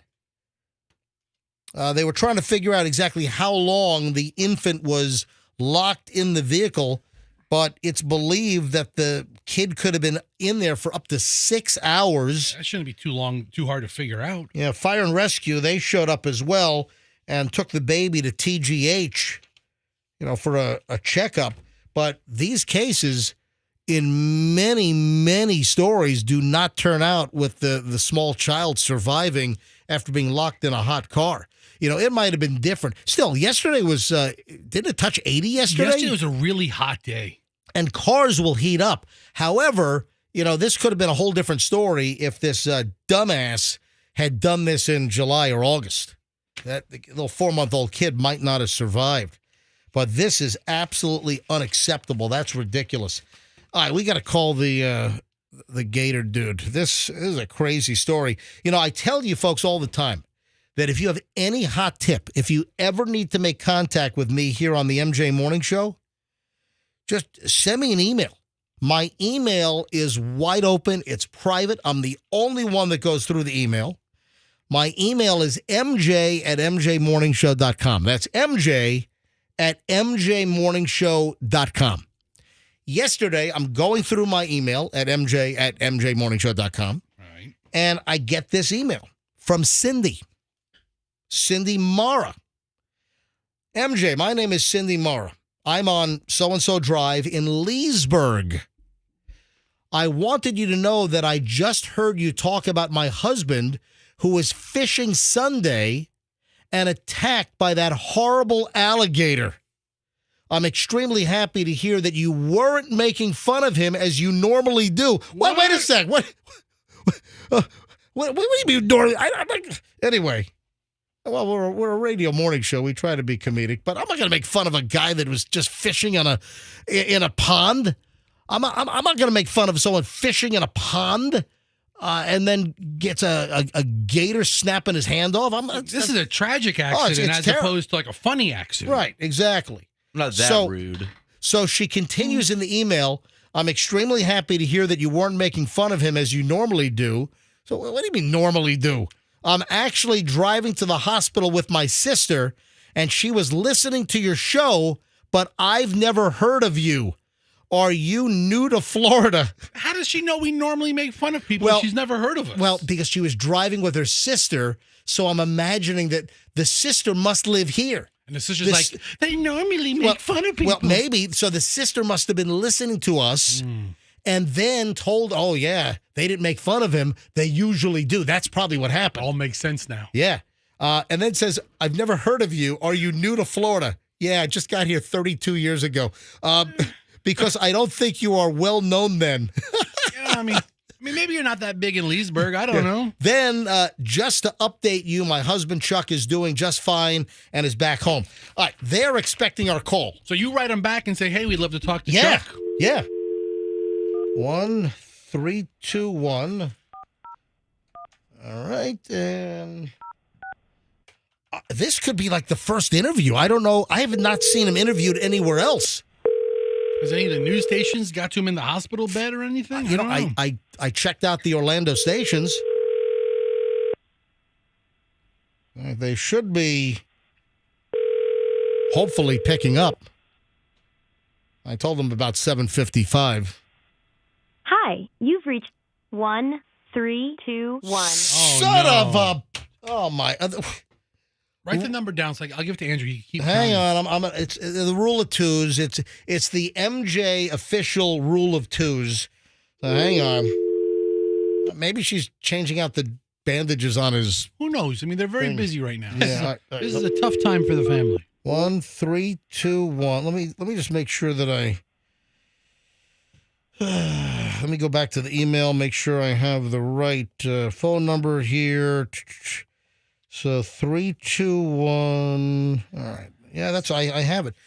Yeah, it's a 6. All right, hang on. Let me try it one more time. Rule of twos. All right, 1.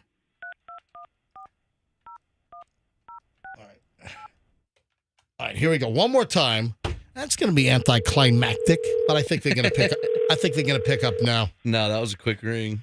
Yeah, I did hear that. If they tricked us, we got to give them a hand for that. No. We're here we go. Hello?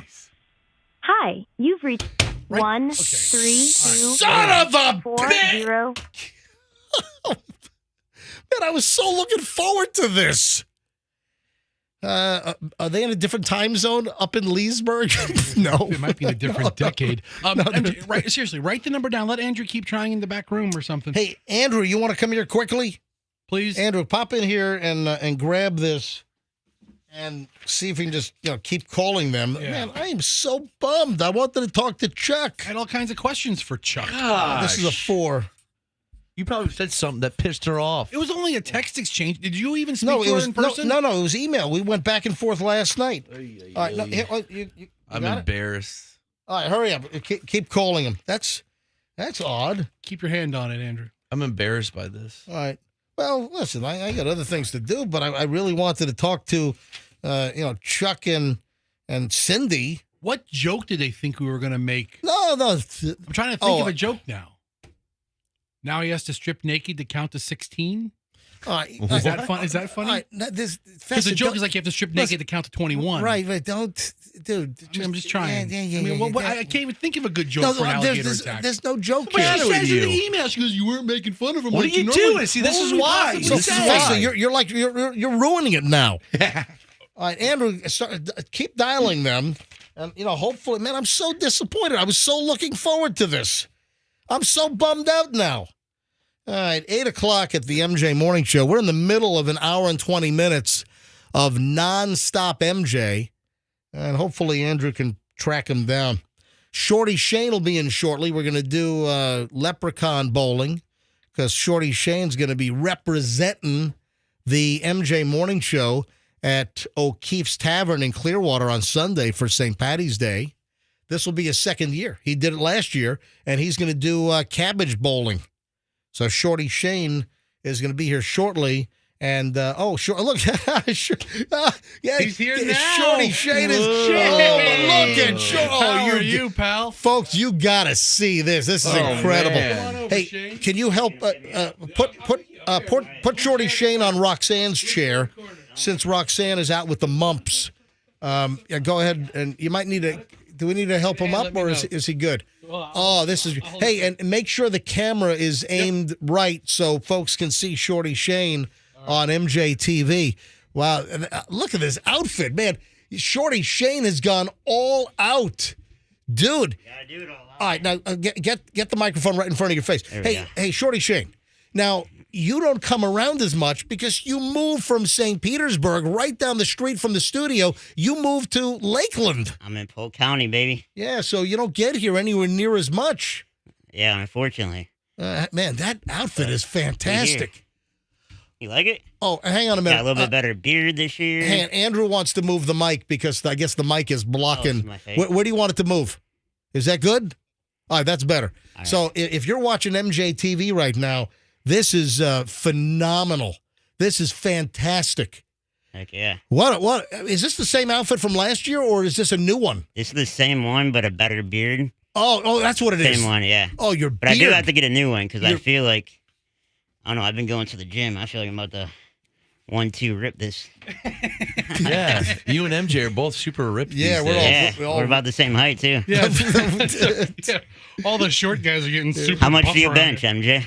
I don't know, He doesn't bench nothing. 275 or something. What? Are you insane? 275. I'm benching 145. I'm only 98.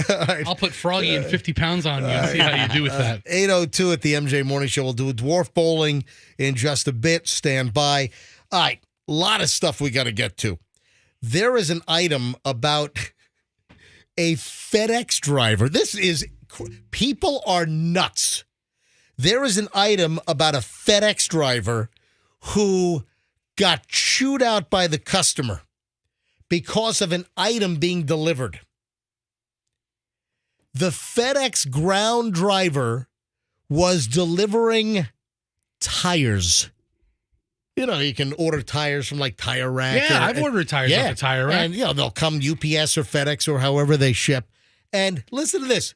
The FedEx driver, Jose Morales, was delivering the tires and was rolling the tires on the ground.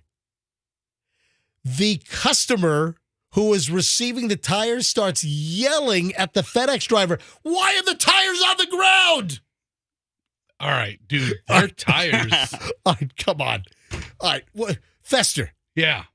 The tires are going to be on a car, on the ground, rolling on roads all day long. How do you think the guys at the tire shop move the tires? And the customer is angry that the FedEx driver didn't grab the tire and hold the tires and carry them like a fragile little package to the front door? Sure, he rolled them? Yeah, dude, that's the story. I'm just saying, maybe it went on its side one time. The rim got scuffed. No, there are no rims on the tires. It's just a tire. It's a black tire. They don't ship with rims. Maybe something got scuffed. No. Maybe the Goodyear logo. He rolled them. He got tired. He rolled them. He got too tired to carry them. They're pretty heavy, those tires. So the FedEx driver gets yelled at. He arrives at this guy's house, and he's rolling the tires. And the recipient is yelling at him about, "Hey, why are you rolling my tires?" And those aren't meant to roll. Keep them off the ground. They're about to go on your car and be on there for 35,000 miles, or depending on what kind of tire it is. Maybe you'll get 10,000 miles, or depending on the softness of the rubber. But people are out of their freaking minds. So the FedEx guy,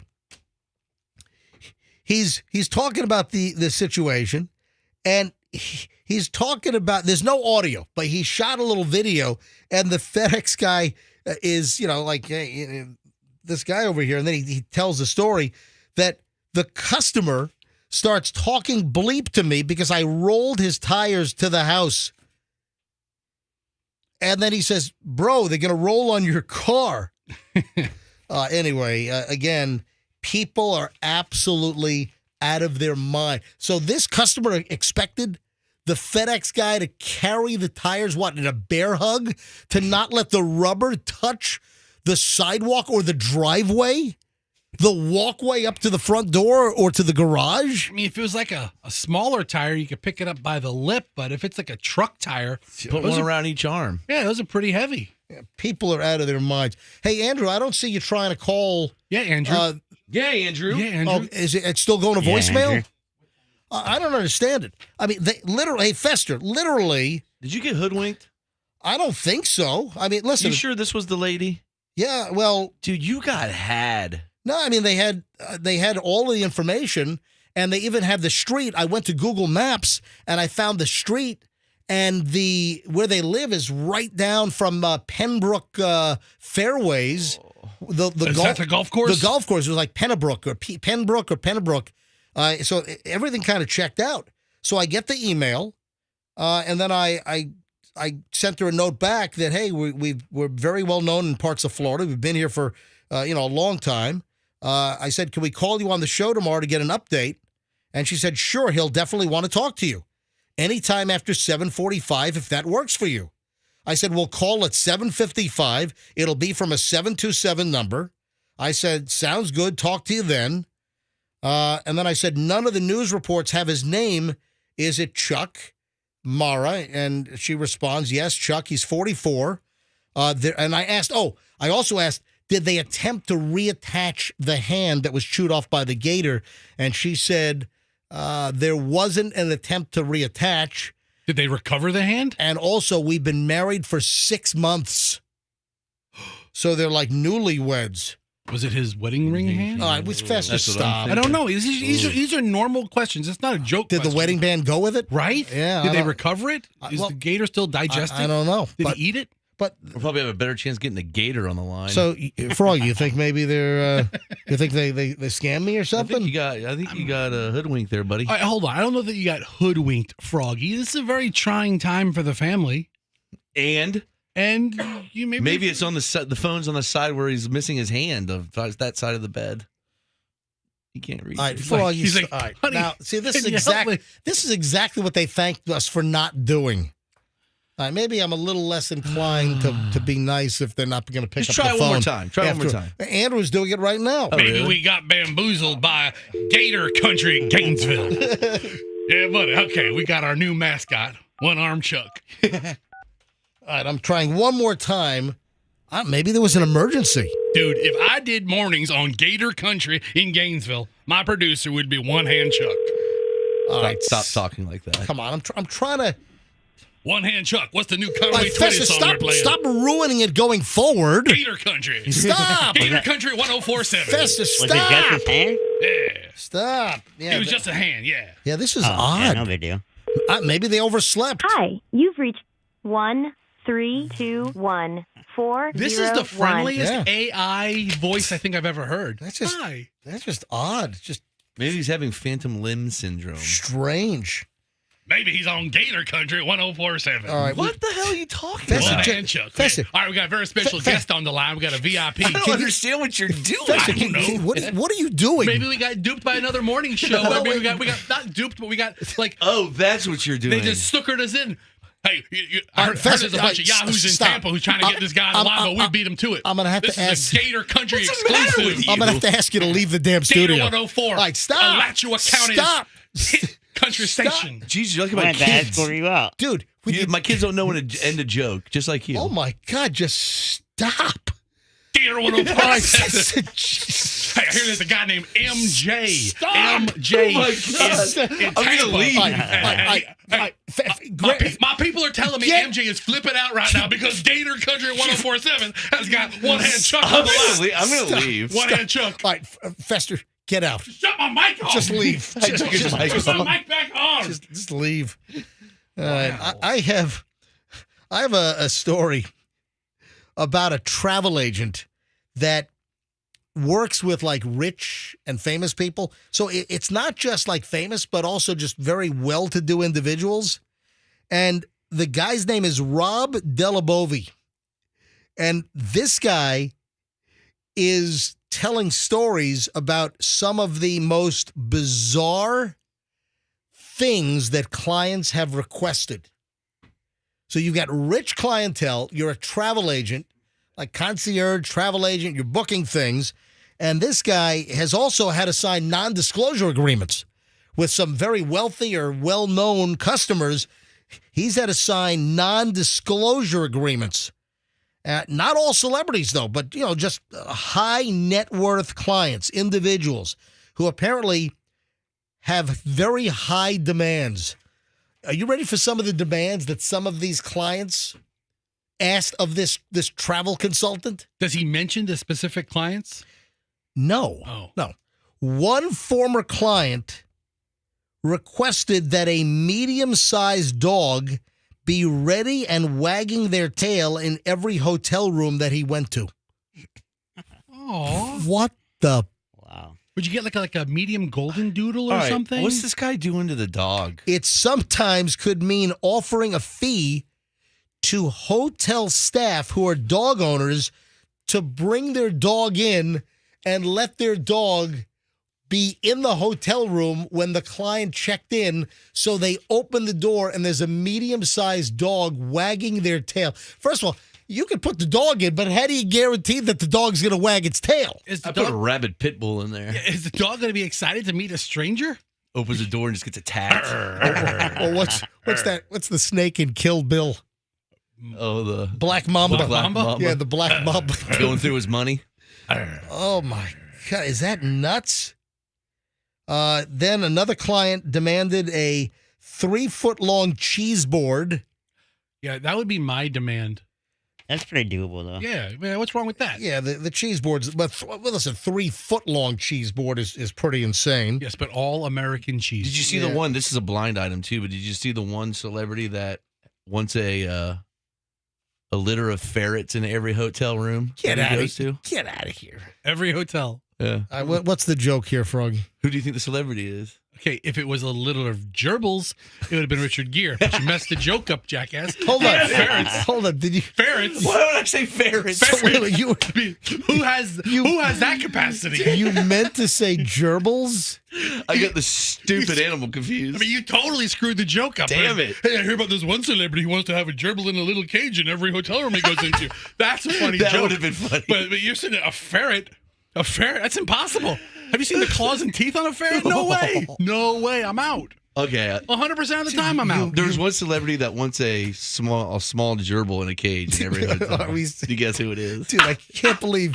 How do you mix up ferrets in that? Damn it! In that Richard Gere urban legend story that's not true. Isn't? That's, you know what it is? I think it's your medicating during the breaks. It's not medicating. It's show prepping. To mess up a ferret gerbil joke. Yeah. All right, you ready for this? More crazy things that clients have requested of this travel agent.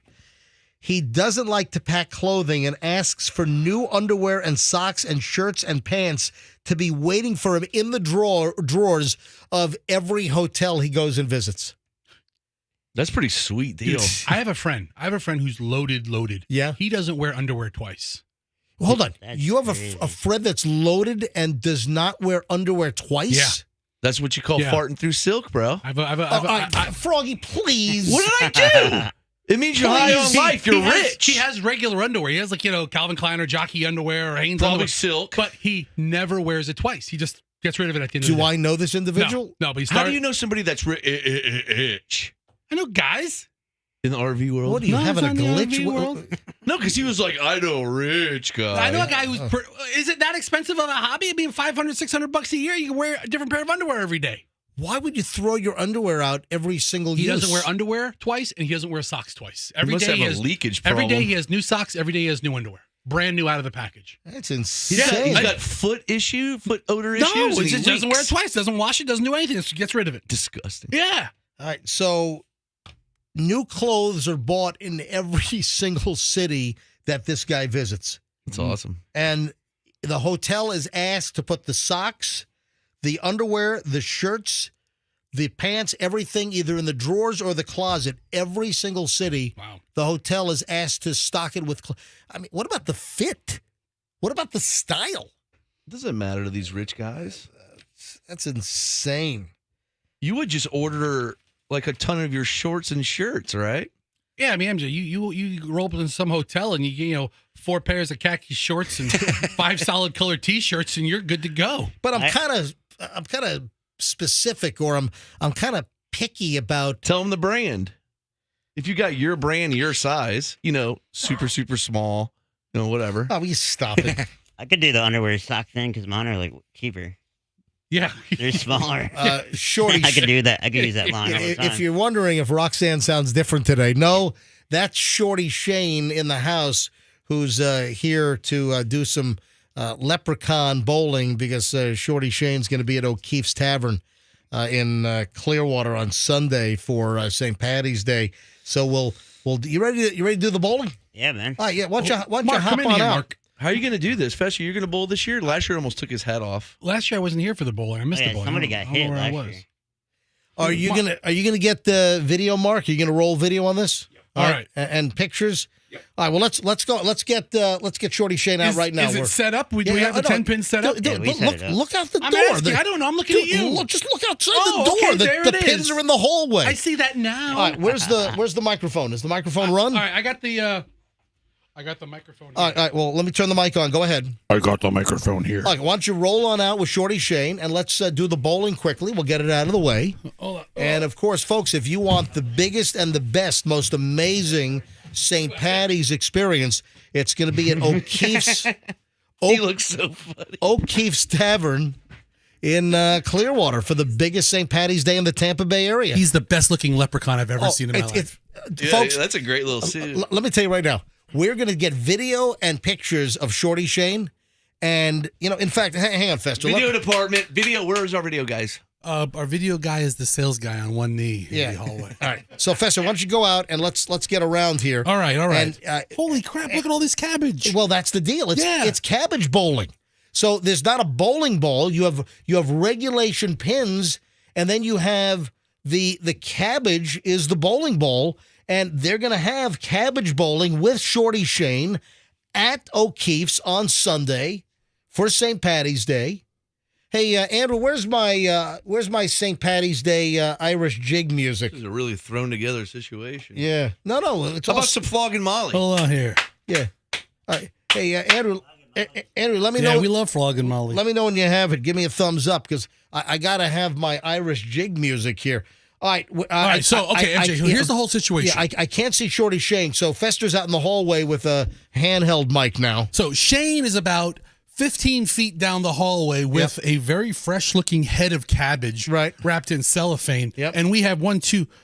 We don't have a regulation 10 pins anymore. Hold on.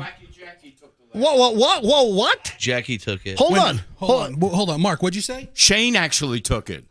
So Shane took 1 pin, and Wacky Jackie, remember her? Wait, so Mark, why wouldn't you go to a bowling alley and get 2 more old pins? They wouldn't let me in. This isn't a regulation. We can't do it. So we have 1, 2, 3, 4, 5, 6, 7, 8. We have 8 pins. We have 8 pins. Well, this sucks. Well, listen, we have a short man throwing the cabbage, and we have a short number of pins. All right. Oh, here we go. It's time to The pin that I throw. took is proudly in my room like a trophy. Yeah, we can recover 1 for this event. All right. All right, so what's the point? What are we doing here? All right, so we're just this rolling the Can cabbage. you just throw them at like Fester's nuts or something? Okay, that's not funny at all. Yes, it is. I'll hit you in the nuts with a pin. All right, guys, can you please back it down on the so language? Come on. This is what's going to be happening. This is what Shane's going to be doing this weekend at O'Keefe's. He's going to be hosting bowling competitions. Sunday, it's cabbage bowling with Shorty Shane. Folks, I'm telling you right now, just to see Shorty Shane in the leprechaun outfit is 100% worth it. Absolutely.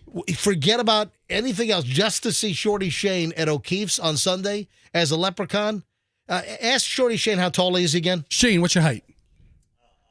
A huge 41 inches. 41 inches. Can you get the mic to him or no? Well, hold on. Let me walk down. I don't want to kick the pins accidentally. Yeah, Oh, crap. I kicked the pin. You idiot. I'm you sorry. knocked the pins It down. sounded like a strike. Oh, my God. It's a spare. I left one up. I'm God. sorry, Mark. I'm sorry. All right, so Fester's talking to Shorty Shane. Shorty Shane, how tall are you? 3'5", 41 inches. Yeah, 3'5", and man, Perfect for a lot of things. yeah, Or just a couple. you look phenomenal in the leprechaun outfit. All right, Fester, the pins reset. Yeah, but hold it. Give me a second. These are a lot of pins. I mean, they're not. Yeah, it's only 8, not even 10 pins. Fester's exhausted setting up pins. Shut up. All right, Fester's huffing and puffing now. Fester's. Let me know if you get some tingling in your left arm. Oh, no. Or some tightness in your chest over there. All right. All right. You ready? All right. Shane, are you ready? All right, call. All right, Shane's ready. Call the shots. Here we go. All right, so Shane's gearing up for the throw. All right, we're looking for a strike, Shane. All right, that's a spare. He knocked down boy. 7 of the 8 pins. No, that's not a.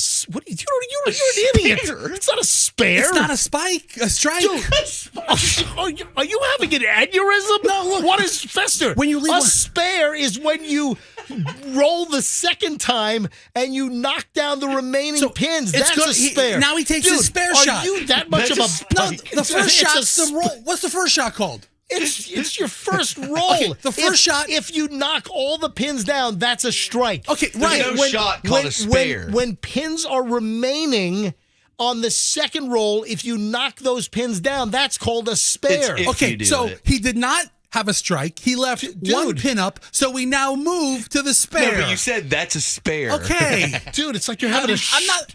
I thought you had a stroke. I'm using bowling terms. I'm not that far off. And then you said that's a spike. All right. Did you pick this? Okay. In the meantime, while we're bitching about this, Shane picked up the spare. We're resetting the pins. All right. I think that's good. I think that. All right, we got one more. That's We're it? doing it again. Shane did not dress up in this getup and drive all the way in from Lakeland to roll one head of cabbage down this godforsaken hallway. All right, Shane, you ready? Hey, all right, here he Fester. is. He's gearing up, Wait, straight down, wait, right down the middle. Wait a second. Wait. Gutter ball. He misses completely. Oh my God, it was a gutter ball. Gutter ball. He missed completely. He literally missed every single pin. That was bad. Hang on. Oh my God. I mean, this is an oblong kind of shaped head of cabbage. I mean, there's a lot of things that can happen. All right, Shane, again, are you ready, pal? Here we go. One more opportunity here. Oh, that was up. It's still one is standing. So we move to a. If dude, Another segment. we move to another bit. All right, listen. We move to a spec. That's exactly what we do. Shane, listen. Here on the MJ Morning you Show. You suck at this, Shane. Anyway, hey, go see. I usually use bumpers. Use the kid bumpers. Yeah. All right. So listen, Sunday, Mark? Sunday at O'Keefe's in Clearwater. Shane's going to be there from 4 to 6 p.m. having all kinds of fun at the biggest St. Patty's Day celebration in the entire Bay Area. It's like the biggest in the state. Yeah, it's incredible. It's massive. It's O'Keefe's. All the details are on the O'Keefe's Tavern Clearwater Facebook page if you want to check that out. Green beer, corned beef, all the all that awful Irish food. I mean, Irish food for the most part really sucks. All right, you're not helping. I mean, listen. I mean, I eat corn. I'm just turning his mic off. He's loose cannon today. Your mic is off, Fester. You're unbelievable. Absolutely unbelievable. All right, so 8:24 at the MJ Morning Show. Just a busy morning on a Friday as we go into the St. Patty's Day weekend, which St. Patty's Day, of course, is Sunday. Hey, Andrew, did you try the Gator Hand people again? Can you? This is bizarre. I mean, I'm going back and forth with the Gator Hand lady via email last night, and then they stiff us. It's so weird. I don't know what happened. I mean, I don't know. I have a feeling that you got tricked. Listen, I'm stumped. I mean, that's funnier than my joke about us calling it 5 o'clock because that's all he can. I'm stumped at this whole matter. It's crazy. Guess what? 7,000 gift cards were found during a traffic stop, and it is believed that they are from thefts here in Florida. And also, heads up on the gift card scam. We've talked about this now for months. This goes back to last year with the gift card scam. And folks, if you put money on a gift card, you're at one of the stores that sell the gift cards, and they have the whole rack of gift cards, all the different, you have the Visas, the MasterCards, you've got the different stores, and you take the gift card to the front register or to one of the checkouts, and they load the gift card with value. Well, the gift card racket scam is where they've already gone to the shelves and they have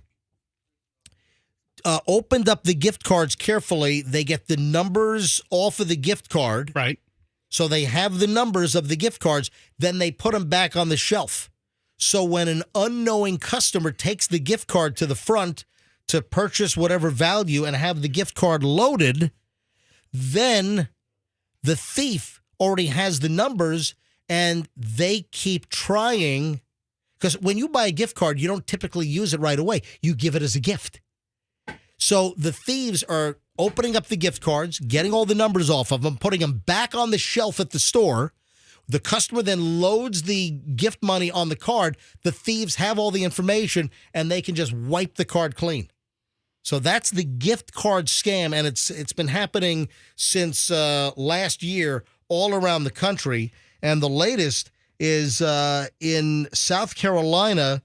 Cops there found about 7,000 gift cards during an afternoon traffic stop that might have been stolen out of Florida, right here. Deputies with the Georgetown County Sheriff's Office alerted that a vehicle had entered into, I guess, a license plate spotter or reader. They somehow were alerted that the car was wanted. So they initiated a traffic stop on a 2018 Lexus, and inside were two men wanted for questioning out of our state, out of Florida, in connection with gift card thefts. And during the stop, deputies said they found 2 cloth Walmart bags in the passenger floorboard that appeared to be filled with Apple gift cards, a bag of small tools, razor blades, anyway. So deputies included a breakdown of the stolen gift cards. Google Play, 10 to 200, 395 of those. There were miscellaneous Apple cards, Razer Gold Xbox cards.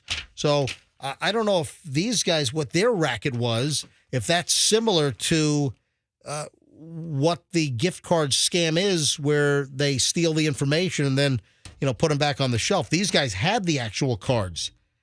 So deputies were given a be on the lookout, or a BOLO, from here in Florida, containing pictures of both the driver and the passenger, and they were in the same damn clothes that they were when they were in the Walmart stealing the various gift cards. Wow. Couldn't provide a receipt. Anyway, they were arrested. But be careful, folks, of the gift card scam. That is a big, big problem. Hey, Shane, go back in your chair, buddy. Well, we have another guest. We have another guest. Yeah, but we have another chair. Froggy, look over. Well, we don't. Oh, we have another guest. Yeah, How about you get a chair over here? You just see he's awkwardly standing next to me. We have like a leprechaun just like peering in like it's a horror movie. It's quite frightening, really. Grab the other chair in the corner here. Grab the other chair. So, guess what's coming to an end? Is it like a TV show, or is it like a restaurant, or what? Well, it's the whole pandemic and post-pandemic work-at-home crap. It looks like, seriously, it is starting to really happen, where the hammer's dropping, the foot is going down, and the time that you might have worked at home in many scenarios is coming to an end. So, not putting clothes on, sitting there in your underwear, doing work on the computer, or making calls from home, or whatever.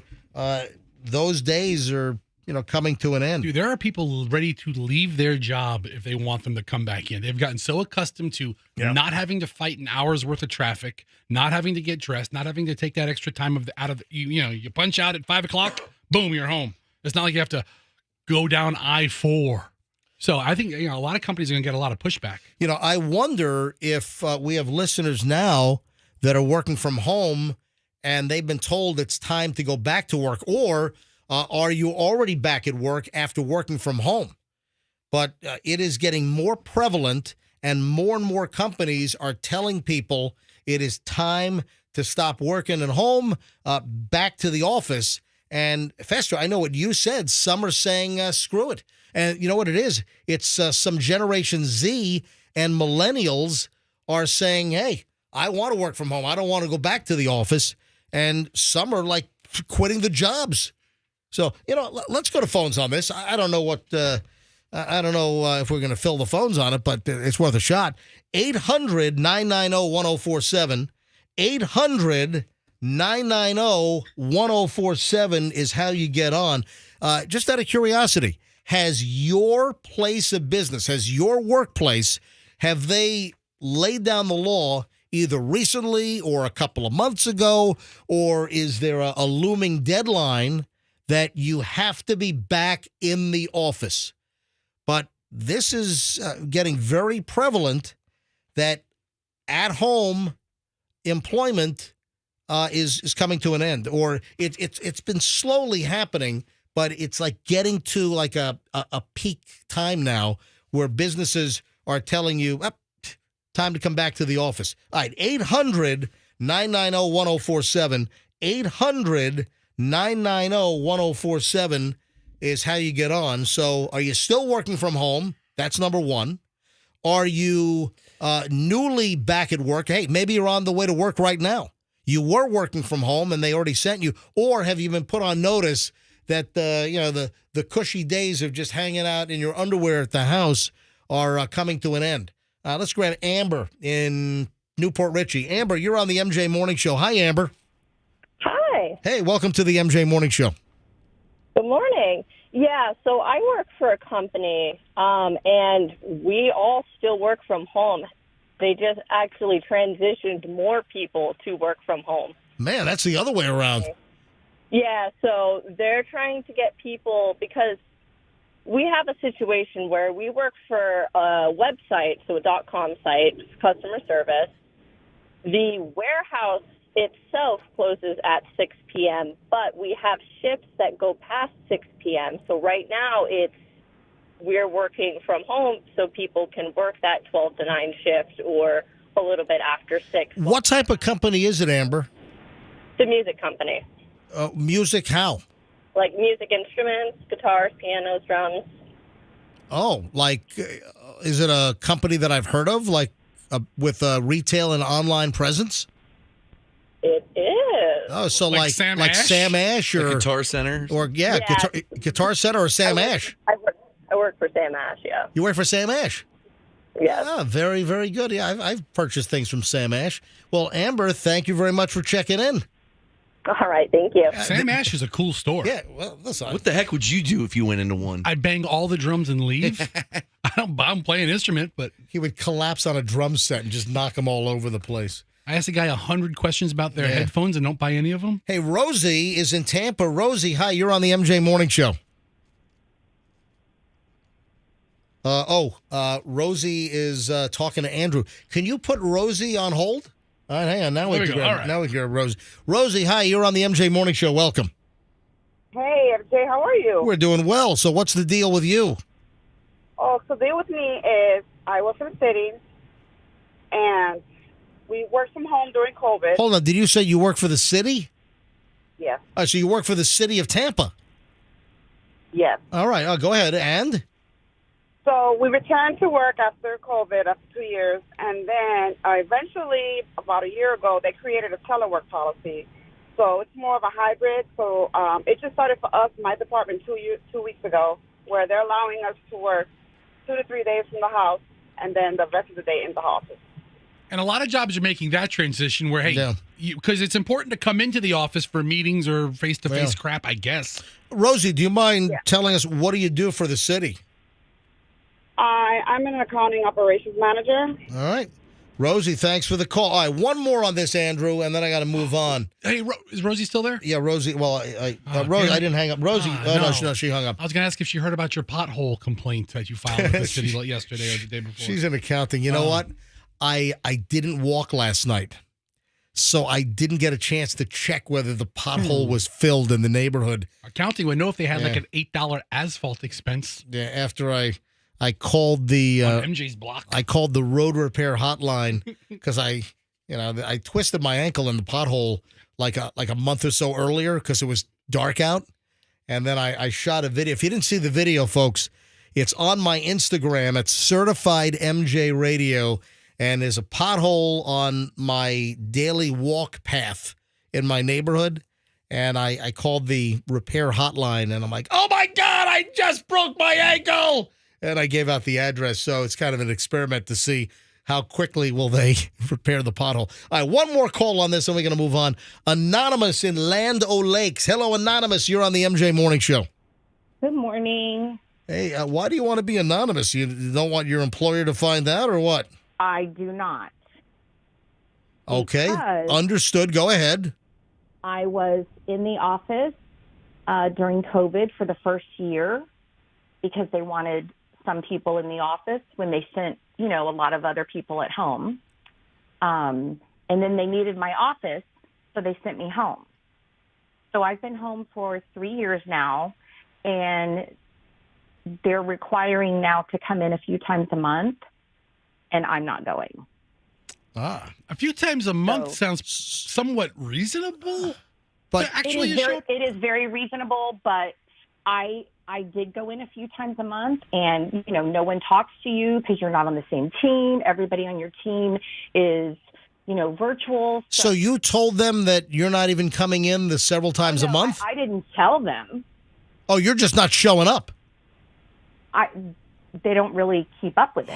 Oh, okay. I thought you were like being defiant. Okay, yeah. Oh, no. Like, I'm not No. coming into this place once a month. Yeah, they're saying, you need to come in a few times a month and, just work in the office and, So no one's keeping track of it is what you're saying. Right. Yeah, it's kind of like vacation days around here.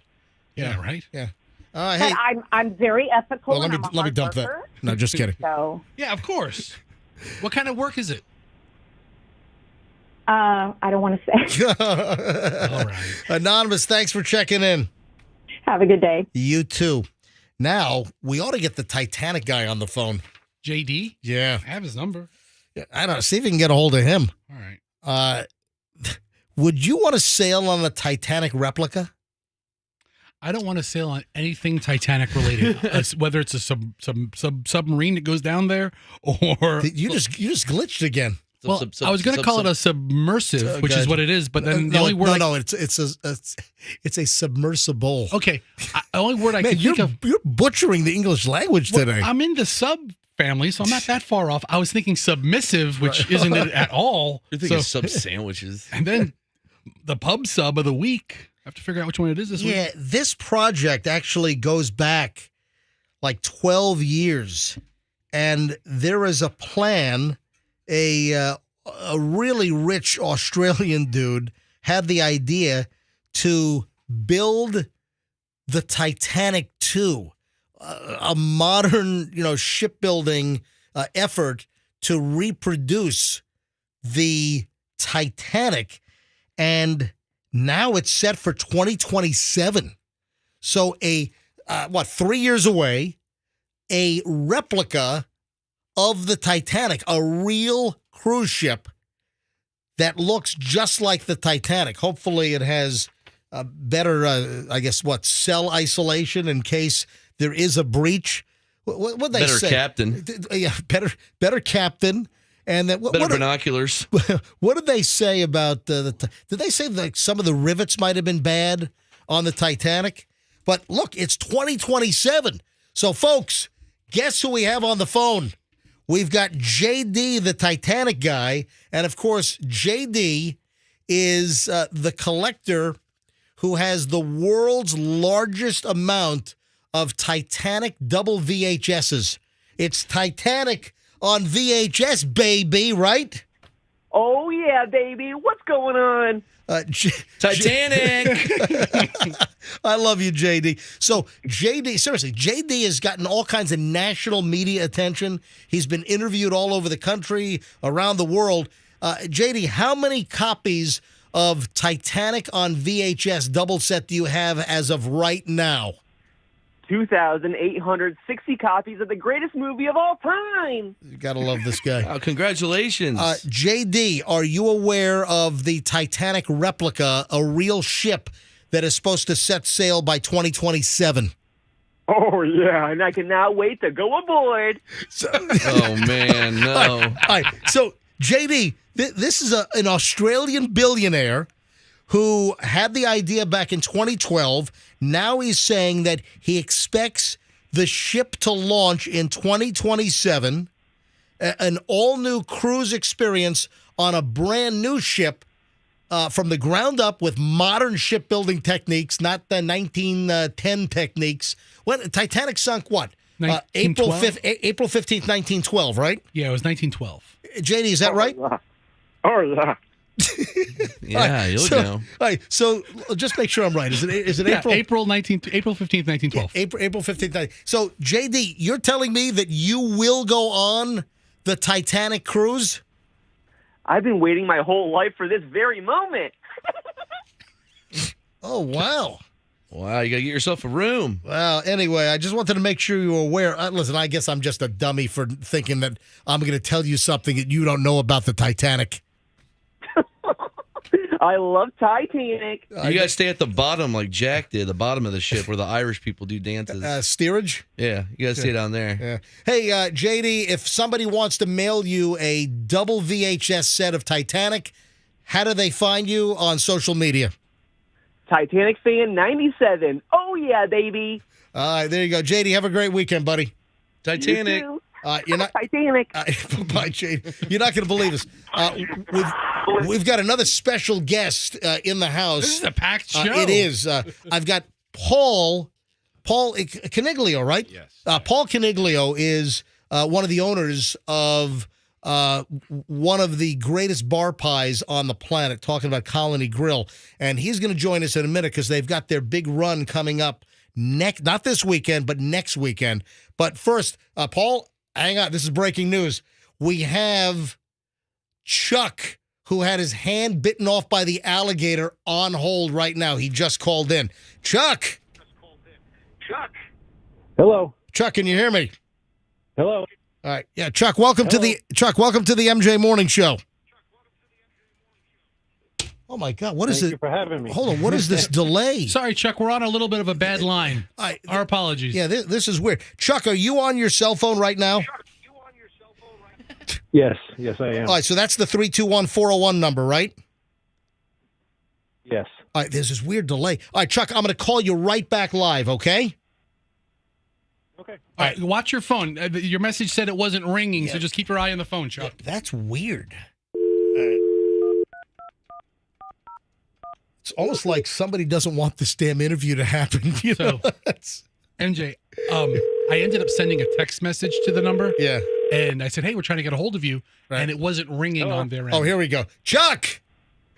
Hello. All right, this is much better. All right, folks, this was supposed to happen at 7:55. Chuck, are you okay? Because we tried you about an hour ago. No, I was in the middle of something. All right. Hey, Chuck, no problem. So, Chuck, you know the deal. Your wife is Cindy, and I guess you guys are newlyweds. You just got married 6 months ago. Yes, correct. And is there someone there, Fester? Yes. Yeah, Fester's right here. Fester, Baba Booey. Okay. Thank you, Chuck. Thank you. All right, Chuck, are you there? All right. See, man, I told you. That must not be Chuck. Now we've lost. So, we've lost Chuck. What's happening? So hold on. Yeah. You might have the wrong number. Why is that? Because that obviously wasn't Chuck. 321-401. No, it's the right. This is just bizarre. You know, is because the number you had that Andrew gave me. Yeah. Is what I sent a text to. Right. And I wrote to them, hi, this is Fester from the MJ Morning Show. Right. We're trying to get a hold of Chuck, you and Chuck this morning. I hope everybody's okay. It's going to voicemail. Yeah. And then they write back, it's not ringing on my end. And I write back, thank you. So if the number, the 321-401 with the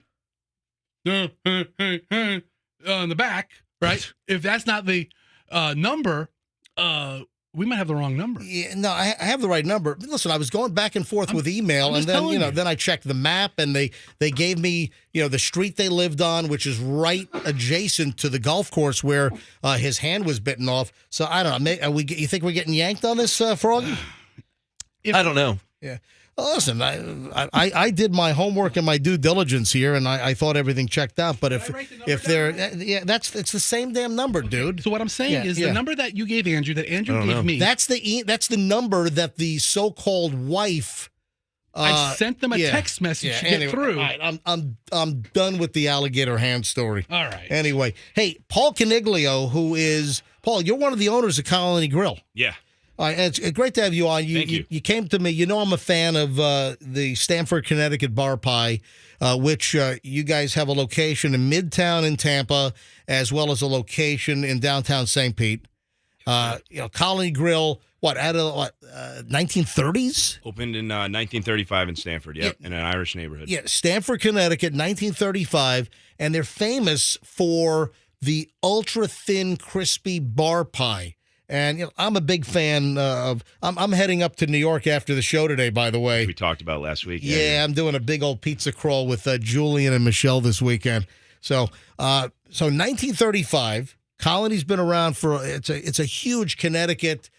For Stamford, Connecticut, the bar pie is like what New Haven is. Yeah, New Haven's pie. For exactly. For Frank Pepe, Pepe's and for Sally Beats, Modern Beats. All great. Yeah, all good stuff. So you're in to help promote this run. It's the first annual Colony Grill sponsored run, and this is to benefit St. Pete Police, Fire, and Rescue. It's going to be called the St. Pete Heroes Hot Oil Run, and it's going to be a 5K, a 10K run. And there's a 1 mile walk, or 1K walk. A 1K walk which as well. Which is 0.6 miles. Believe me, when you're my size, you know exactly how far a kilometer is.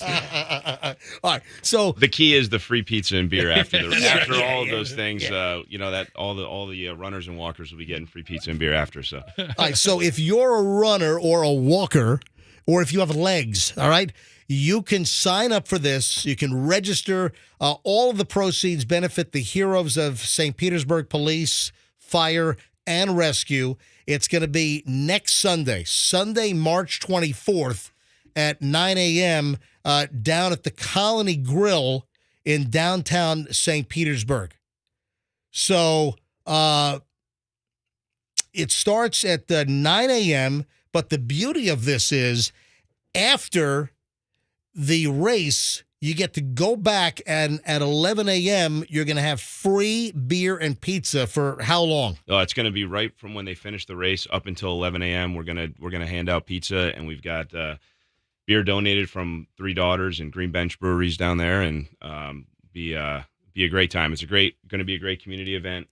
We've done this up in Connecticut for 14 years now. We've raised over $500,000 for police and fire up there, and really excited about it. And this is the first annual, so this is the inaugural event, and you're hoping to build this into the success that's happened up in Connecticut. Absolutely. And happy to partner with the Heroes of St. Pete. Now, is it going to vary, like in subsequent years? Are you going to find different first responder charities? No, we're going to stick with this charity because they really do help. It was created around fallen police officers and firefighters, and they do a great job, and it's been a great partnership so far, and we're really excited to work with them. All right, well, there you have it, folks. Paul Caniglio from Colony Grill. If you're a runner, you want to do the 5K or the 10K, or if you're a walker and you want to do the 1K walk. And what's it called? It's called the St. Pete Heroes Hot Oil Run, presented by Colony Grill. So you're gonna dump hot oil on the runners? Well, here's the thing. That's our. We've this is sick. Famous topping. It's awesome spicy topping on our pizza, but the one up north is called the Hot Oil 5K, and we've been doing that for a long time. That's awesome. So that's represented. Thank you. That's the signature of Colony is the hot oil topping. You get the pizza, and then they put the hot oil topping on top as well. So hey, Paul, great to have you in here. Thank you, MJ. Really appreciate it. Happy to be associated, and I hope that this event is a smash. Now, if you want to, Andrew, can you move this to the top of As Heard On? Okay, it's at the top right now. If you want to register for the 5K, the 10K race, or the 1K walk and get free beer and pizza after the event next Sunday morning, the 24th, go to mjmorningshow.com. That's mjmorningshow.com, and the link is right there to sign up for the race. So mjmorningshow.com, and then you want to click on As Heard on the MJ Morning Show. So 2 steps. You go to mjmorningshow.com, and then you go to As Heard on the MJ Morning Show. So that's how you get there. You'll find the link, then register. Fester, I want to see you do the 10K run. Yeah, I'll do the 10K drive. I'll do a 10K in my Cadillac. Eating a hot oil pizza. You could just come work with us and hand out pizza and have some Dude, beer. I tell you right now, my wife's never had New Haven style or No. This is Stamford style, this is Connecticut not style pizza. Yeah. Well, no. You got New Haven style, which is coal fired, which is a thicker pie. This is Stamford, Connecticut bar pie. I've been in Florida, Yeah. so I call it Connecticut pizza. I get it. All right. She's never been to. We took her to Colony Grill. She absolutely loved it. Oh, that's great. It was great pizza. Great to hear. Really. Thank Yeah, you were there for the first time when? About a month ago. Yeah, Fester, you told me about and that. it was a great night. All right. Hey, Paul, thanks for coming in. Thanks, MJ. And Thanks. great Thanks, success. Fester. And Appreciate it. we'll obviously mention it next week. What's the deadline to sign up? No, you can sign right up till race. Oh, really? Just walk right up if you Yeah, want. Yep. But, man, free beer and pizza afterwards? Fantastic. 8:51 at the MJ Morning Show. This brings an end to an hour and 20 minutes plus of nonstop MJ Morning Show. The 9 o'clock hour is right around the corner. Stand by for that. Now, if you'd like to save some serious money on an Audi, I got the word from my buddy Roger. Roger is the general manager at Audi Tampa.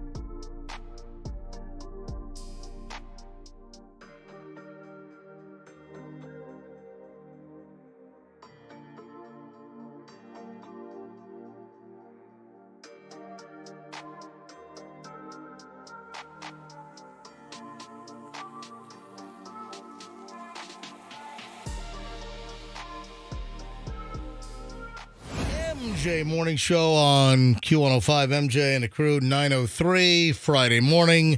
Fester, Froggy, me, MJ, Shorty Shane in the house. Kind of a busy day. No Roxanne today. Roxanne has the mumps. Well, at least that's the diagnosis that I came up with, because Roxanne sent us a text this morning to the group, and it read, I'll share this with you. I have a fever and swollen glands. I'm going back to bed, blah, blah, blah. And I just Googled fever and swollen glands, and the first thing that popped up was mumps. I'll hold this up to MJTV, and you can see there mumps, and it says a viral infection that affects the salivary glands that's easily preventable by a vaccine. Mumps affects the parotid glands, salivary glands below and in front of the ears. The disease spreads through infected saliva. Very rare, only less than 20,000 cases in the United States per year. Wow. So it's a small, and apparently, with the criteria of what symptoms Roxanne has, I typed it into Google. First thing that came up, mumps. I know that when I wake up with a swollen gland, the last place I want to come is here too. What are you talking about? You have more than one glands. No, whichever one's swollen. Talking about your wiener? All right, Froggy, what is it with you? Why are you deliberately just trying to sabotage and just drop? No, how am I sabotaging the show? People love it. You have two things that are in your vocabulary every day. What two things? Every day. What two things? It's wiener, it's this, it's that. I can't believe you said that. Yeah. I can't believe you said it. Said what? MJ, you said wiener, dude. What are you trying to Listen, make this show immature? We're adults. Humor here. I'm a father. I'm calling you out on... I'm just trying to make the people laugh. Yeah. Hey, so the Kardashians and the Jenners, I can't keep them. Keep track of them. So what are you talking about? When Chris, what do you mean? Like when Chris had children with what's his face Kardashian, they were Kardashians, and when he got with Caitlyn when she was Bruce, they were Jenners. There's a story that has popped out, and I've got the story here, that there was some appearance that Kim Kardashian made. And I'm not a fan. I'm not a fan of the Jenners, the Kardashians. I've just seen snippets of the show. It's just something that really doesn't interest me. But I thought that this was interesting to discuss, because there was some kind of a quick shot of Kim Kardashian's phone, and somebody was able to determine a bunch of the apps that she had on the screen that was visible. Kim Kardashian leaves phone unlocked, and a social media prowler found out what app she has on her phone. Listen to this. The reason shows like Keeping Up with the Kardashians are popular is for one simple reason. We're all incredibly nosy, love nothing more than being a fly on the wall. Well, first of all, if you believe that any of these reality shows, are you really being a fly on the wall and having natural, unfettered access? Give me a break. These reality shows are more scripted in some cases than a Law and Order episode.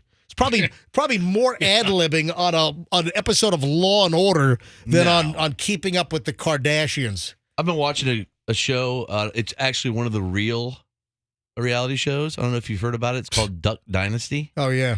That one's real. That is the worst. No, dude. There's a Duck Dynasty channel on my system or whatever. That's been off the air, or that's been out of production for how long? Who cares? It's awesome. And the wives are hot. And the beards. I never watched Duck Dynasty. Oh, so good. Listen to me. I never watched it other than some excerpts, or I've stumbled across it.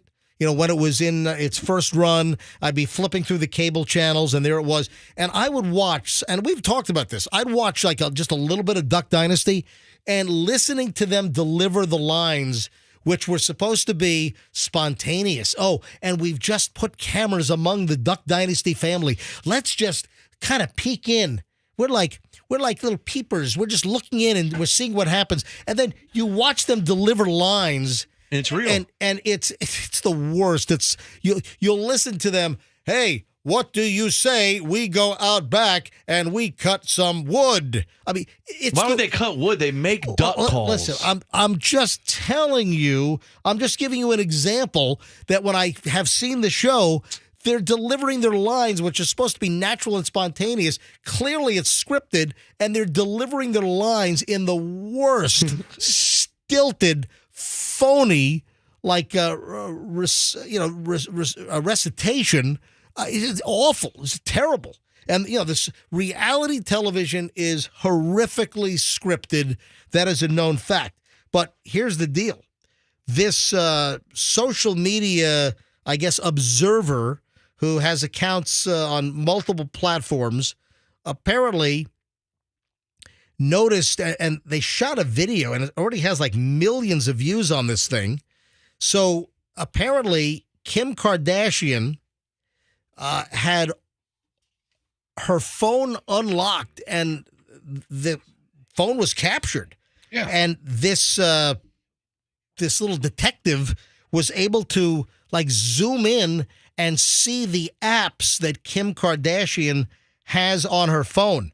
So, give you an example. Messenger, WhatsApp. So there are, common apps here. FaceTime was on there, but also she had something called Wattpad, Wattpad. Wattpad is a website notorious for reading and writing fan fiction, while another admitted that, Signal. See, I don't even know what the Signal app, it says Signal is an app for encrypted private communication and private messaging. That's cool. So this actually, opened up a question for me. That, have you ever had somebody see apps on your phone that you didn't want them to see? Now, we can try to grab a couple of calls on this, but, with the Kim Kardashian deal, and then I want to get into a Kylie Jenner story, and, they're all related. But first, let's go to phones on this. Have you or do you have apps on your phone that you don't want people to see? And have they ever seen them? Or have apps on your phone that you wanted to keep hidden? Have they been discovered by a husband, a wife, a girlfriend, a boyfriend, a coworker? Now, I don't know what kind of participation I'm going to get on this, but, it just got me thinking. Are there any apps that you don't want people to see? Or do people hide apps? You can bunch them together. How do you hide apps? So you can make it a little more difficult because you can bunch together similar apps into one tile on an iPhone. I don't know about your phone because you have the Android phone? Yeah, I'm on Android. Oh, you can group. So, Yeah. so I can put all my airlines, for instance, like all of my airline frequent traveler apps, or to log in. I can put all my airlines like. See, I put like Weight Watchers and Jenny Craig and Gutbusters. I put all three of them together. Let me give out the number: 800-990-1047. 800-990-1047.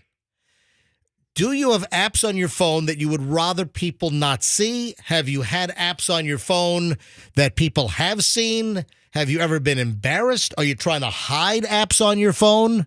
Or, hey, I'll take it in a little different direction. Have you seen apps on somebody's phone that they didn't want you to see, or they didn't know that you saw the app? Like that time I saw Grindr on your phone, Froggy. Grind him is what I have. Oh, sorry. It was from a distance. The logos are very that's similar. right. Grinder Yeah. ought to be grind him. Right? Yeah. Yeah, That's what I have. I mean, all right, 800-990-1047. Again, I don't know, what kind of call volume we're going to get on this, but I'll try. So, have you ever seen an app on someone's phone that you're like, oh man, why do they have that app? Oh, that's embarrassing. Or have you had an app on your phone that somebody discovered? There are multiple angles here. So whether it's you or someone you know, or maybe you saw apps on somebody's phone and they didn't even know that you had seen them or saw a particular app on a phone. This could be a stretch to try to get any kind of volume of phone calls, but I thought I'd give it a shot. So, Andrew, let me know if you get anything decent here. 800-990-1047. 800-990-1047. Or the other question is, do you go to any length to disguise or hide any of the apps on your phone? Like if I go through my apps, I am not a heavy app user. Like I know folks that have just hundreds and hundreds of apps. And that's just, not me. If I go through my apps, on my phone right now, I'll take exactly what I have. I've got Instagram on my front page. Twitter used to be there. Then, of course, it turned to X. And then I totally abandoned X. I don't even go on X anymore. They've destroyed the platform. But, I got a calculator. I got my banking apps. You don't have any games on your phone? You know what? I have one game. One game on my phone, and that is a craps game. That's it. Nerd. That is the only game. I've got the app to turn my sprinklers on and off. Yeah. I've got the American Airlines, the Delta, the Southwest, the United, and the JetBlue apps. When I travel internationally, I'll put the airline that I'm traveling on if it's not one of the majors that I already have. Like, we flew EVA Air to Indonesia, so I put the EVA Air app on my phone. Or when I flew to Egypt for the Red Sea diving, I put the Egypt, but then I get rid of those because I'm like, I'm not going to be back on that airline anytime soon. And if I do, I'll just, I got Uber, I've got Lyft, I've got a couple of hotel apps on here. Yeah, but nothing fun. I've got Spotify app is on here. I've got the Q105 app on my phone.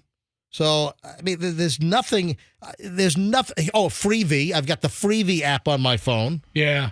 But you look at my phone, I've got very few apps, and there is no app on my phone. Clear, because we were Clear members for, the airport. But there's no apps that if somebody saw it, they'd be like, oh my gosh, MJ has this on his phone. And listen, that's the point I'm trying to make here is you can go through my phone. You can look at my apps. I have absolutely nice. Yeah. I have absolutely no problem with you looking at any of the apps on my phone. What's that one I saw on your let me phone? Happy grab- Massage Finder?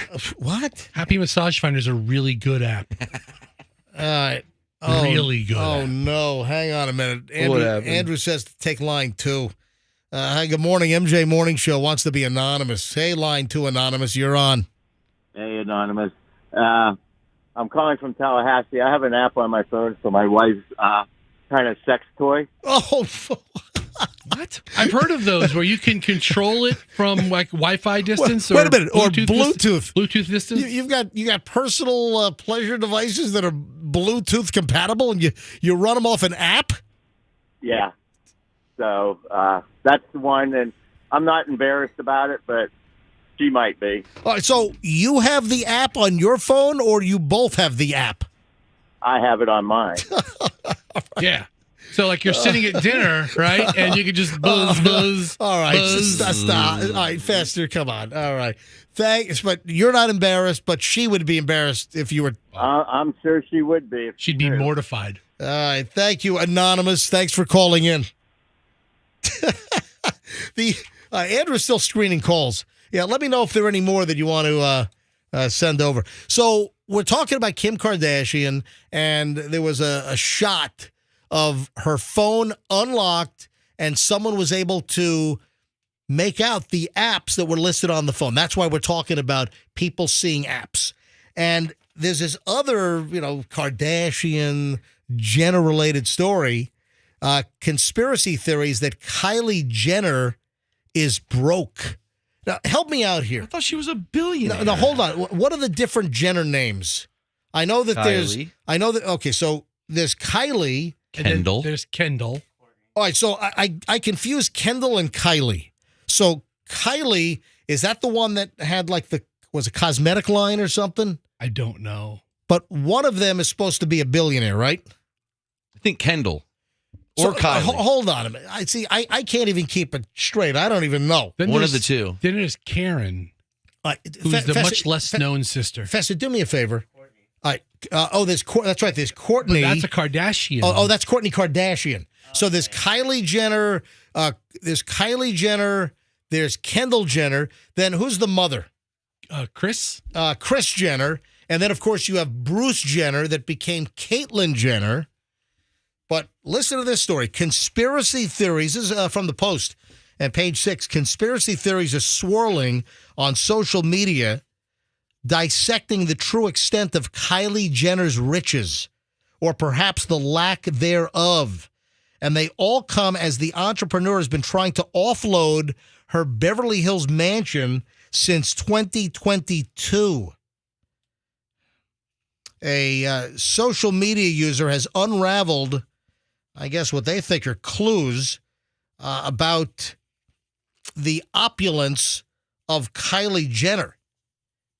And she says on a video, this little internet sleuth, I think that these celebrities are not as wealthy as we think they are, especially Kylie Jenner. Now, the individual, her name is Michelle, and she says in her little clip, not that Kylie Jenner is struggling or anything. I don't think that she is close to being homeless, but I think that she lives well beyond her means, and that is why she has a new business venture every 2 to 5 days. She's getting paid for all those ventures. She's not doing them herself. She's like the name on it, and they're giving her a check. Yeah, or they're cutting her in on the profits of the deal. So, is Kylie Jenner broke and living beyond her means? How many celebrities? I mean, we've heard the celebrity bankruptcies. Hey, look at Nick Cage. And, he bought like the Elephant Man thing. Dude, or was that Michael Jackson? No. I think Michael Jackson was Elephant Man. But Nick Cage went on like a buying spree of all kinds of, crazy stuff. And he was spending money like crazy. He was making like $20 million a picture. And the guy was broke. Didn't he buy like dinosaur heads? Yeah. Stuff like that. Yeah, he bought stink like T-Rexes. I think he bought like dinosaur bones. Seriously.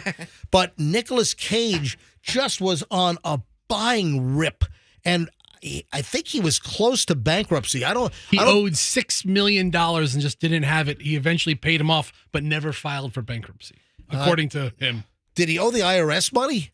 I wonder if he actually was in arrears with the IRS.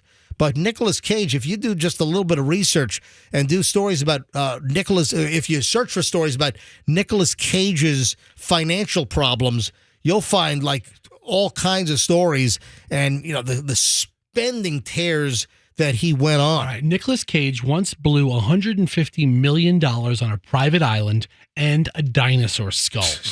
Here's $150 million. Here's everything that he bought. He is now worth only $25 million after all of his debts have been paid off. Well, there were numerous stories that he was doing so many movies and he was doing so many crap scripts because he had to dig himself out of his financial hole.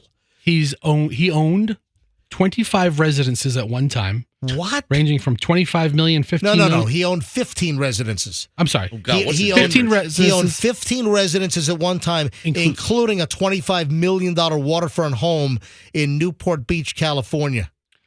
So, you look at the list. He had like castles in Europe and just... He had 2 castles. Yeah, I'm sorry. He had 2 castles in Europe, and he had a private island in the Bahamas. What the... So he had all kinds of crazy spending. So, yeah, I think that a good number of celebrities do live well beyond their means. 9:22 at the MJ Morning Show on Q105. If you would like to win Busch Gardens tickets, you want a 4-pack of Busch Gardens tickets, we'll give those away next. The final segment of the MJ Morning Show is in minutes. And if you'd like to experience, Busch Gardens is great locally, obviously, but they also have the Busch Gardens Food and Wine Festival, which is going on right now. And it's going to happen through May 19th. So you can use your 4-pack of tickets to go check out the Food and Wine Festival. So Busch Gardens tickets next here on the MJ Morning Show on Q105.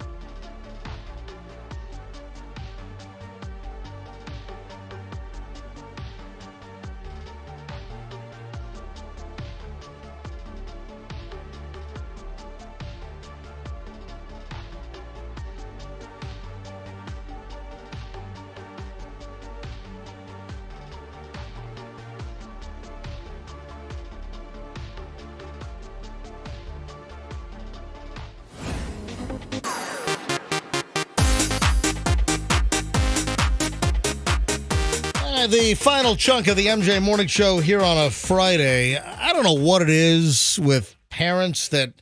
Shorty Shane, good to see you, man. Thank you, Shane. We love you. All right, we'll see you later. Hey, have fun at O'Keefe's on Friday night, or Sunday night, rather. Thank you, man. Have a great one.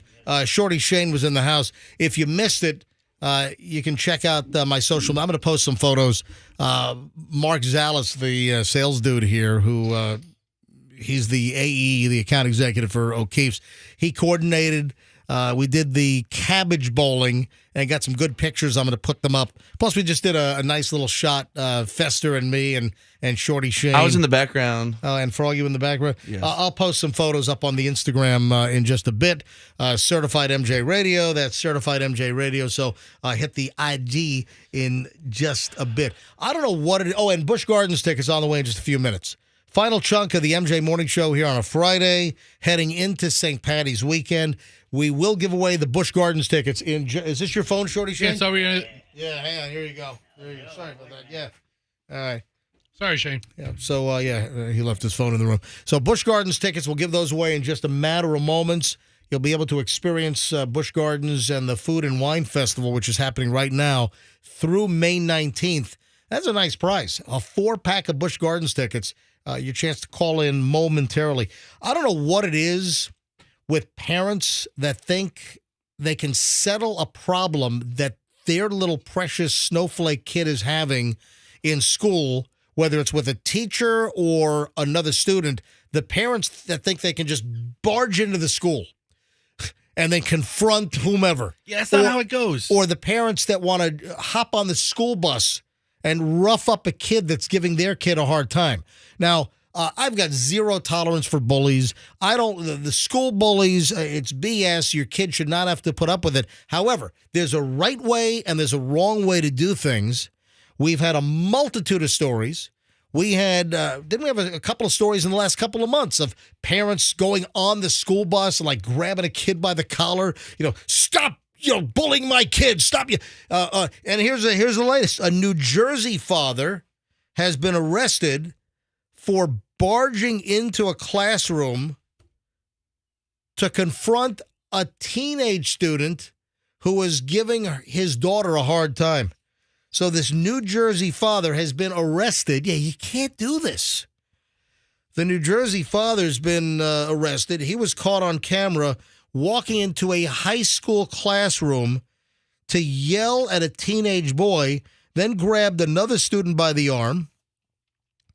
Aaron Thomas, 38 years old, was videoed entering the classroom at a high school in Gloucester County, New Jersey. Happened earlier this week. And demanded that a teenage boy apologize to his daughter. And he's yelling at the kid, "You got a problem with my daughter?" Asks the teenager. This was, captured on video. It wasn't the best, audio quality. The child then says, "I didn't do nothing to her." Well, first of all, points off for the bad grammar. I mean, it's obviously wasn't in the middle of English class, right? It could have been English class. Who knows? Kid could be an illiterate little, punk. Anyway, he said, "I didn't do nothing to her." Well, first of all, you didn't do anything to her. Could you please? I'm going to go in there and punch you in the face for improper grammatical usage. Yeah. That's what I'm going to get arrested to make a point. I'm the grammar police over here.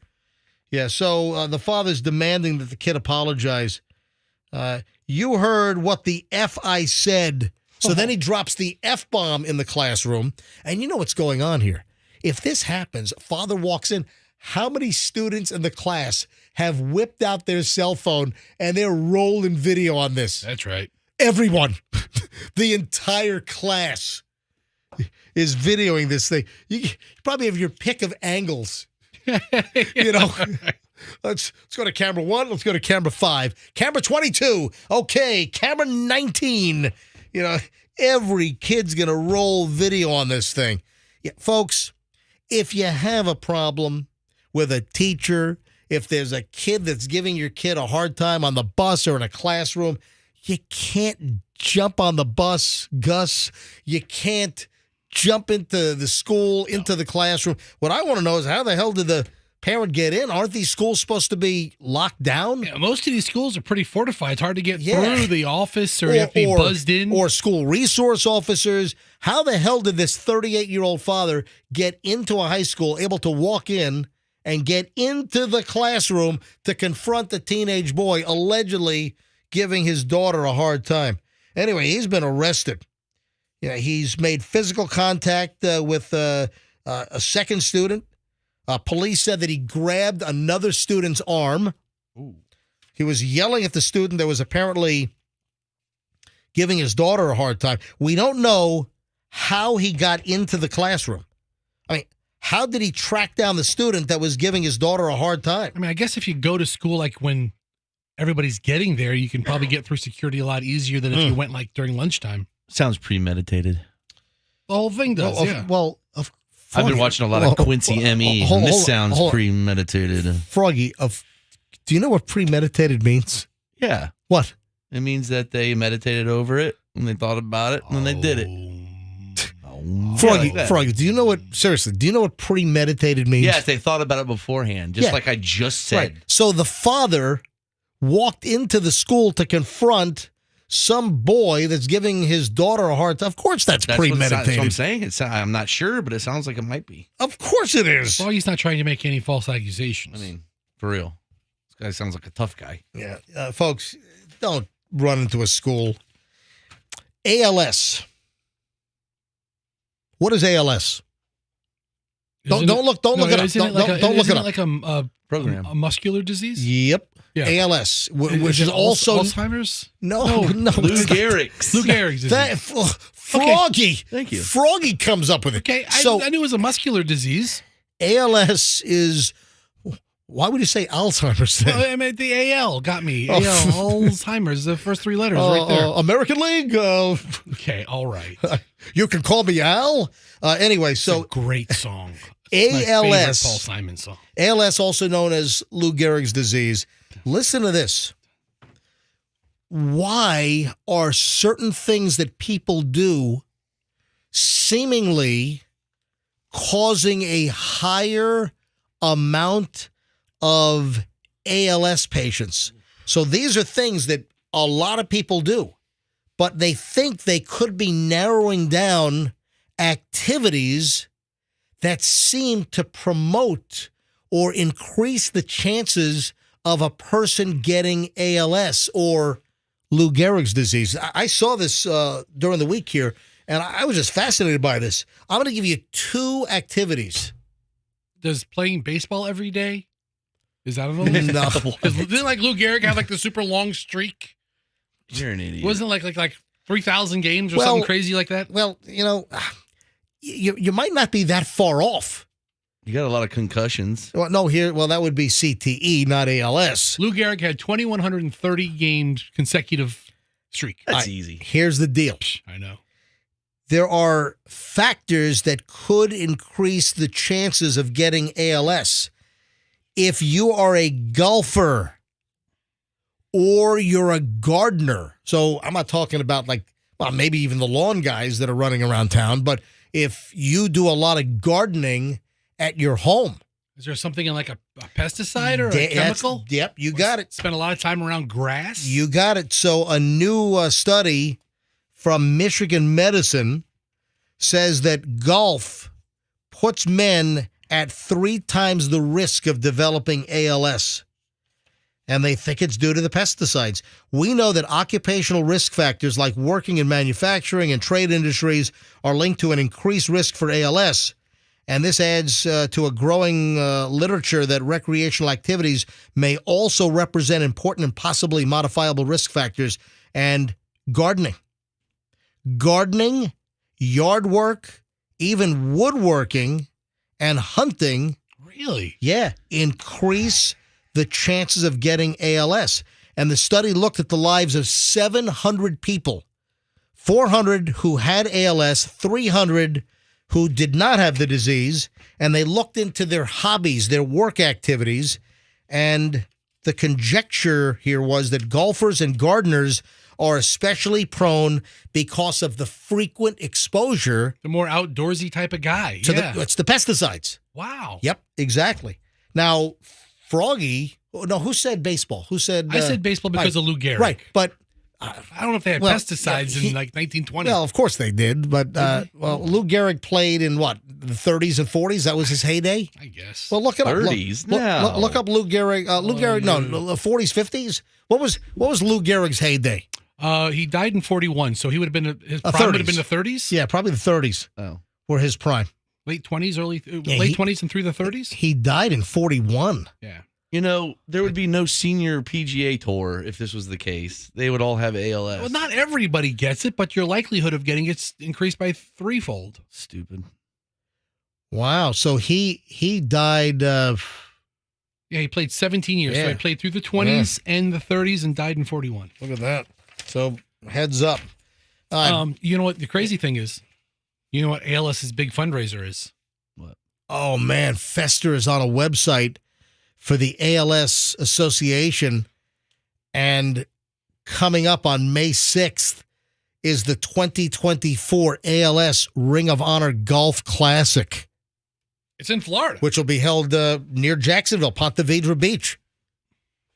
I want to rethink that now, boys. Wow. I mean, that's interesting that golfers have a higher chance of getting ALS because they think the pesticides used on the golf courses. Guys, let's have a charity poker tournament this year. Let's keep it indoors. Jeez. Ooh, that's interesting. All right, who wants to win Busch Gardens tickets before we get out of here today? Anybody? Let's go with caller 30. So we'll wrap up the week with Busch Gardens tickets. Caller 30, 800-990-1047. If you're the 30th caller, you've got tickets. It's a 4-pack. And we're not giving away 2 tickets. We're giving you a 4-pack, baby. And you can even check out the Busch Gardens Food and Wine Festival, which is going on right now through May 19th. So caller number 30, 800-990-1047. And if you're the 30th caller, boom, you got a 4-pack, and you'll be able to enjoy my Busch Gardens. All right, anything else when we get out of here? Fester? That is it. Shorty Shane, Sunday at O'Keefe's. Yeah, it's true. 4 to 6. Yep. Happy St. Patrick's Day. Froggy, anything from you? Any final words on a Friday? I'll see you at the Less Than Jake show tonight, everybody. I'll be wearing the Jesse and the Rippers shirt. I'm going to catch a flight right now, so I'm headed up to New York, hang with Julian for a little bit, and we're going to be on a little bit of a pizza crawl this weekend. Yum. I'm going to hit a lot of the hot spot. I mean, a lot of the places that just do really, really amazing with pizza. So we're going to have some Manhattan, going to have some Brooklyn. I'm going to try to hit some Queens if I can, but certainly some great Manhattan and Brooklyn spots. So if you want to see some pictures and some video of some kick butt pizza, make sure you're following me on Instagram at Certified MJ Radio. And everyone knows I'm obsessed with pizza, I think. So Certified MJ Radio, give me a follow on Instagram. And, of course, my DMs are always open on Instagram. And my email is mj@mjmorningshow.com. Folks, have a phenomenal day, and we'll see you back here tomorrow on the Monday on the MJ Morning Show on Q105, and let's be careful out there.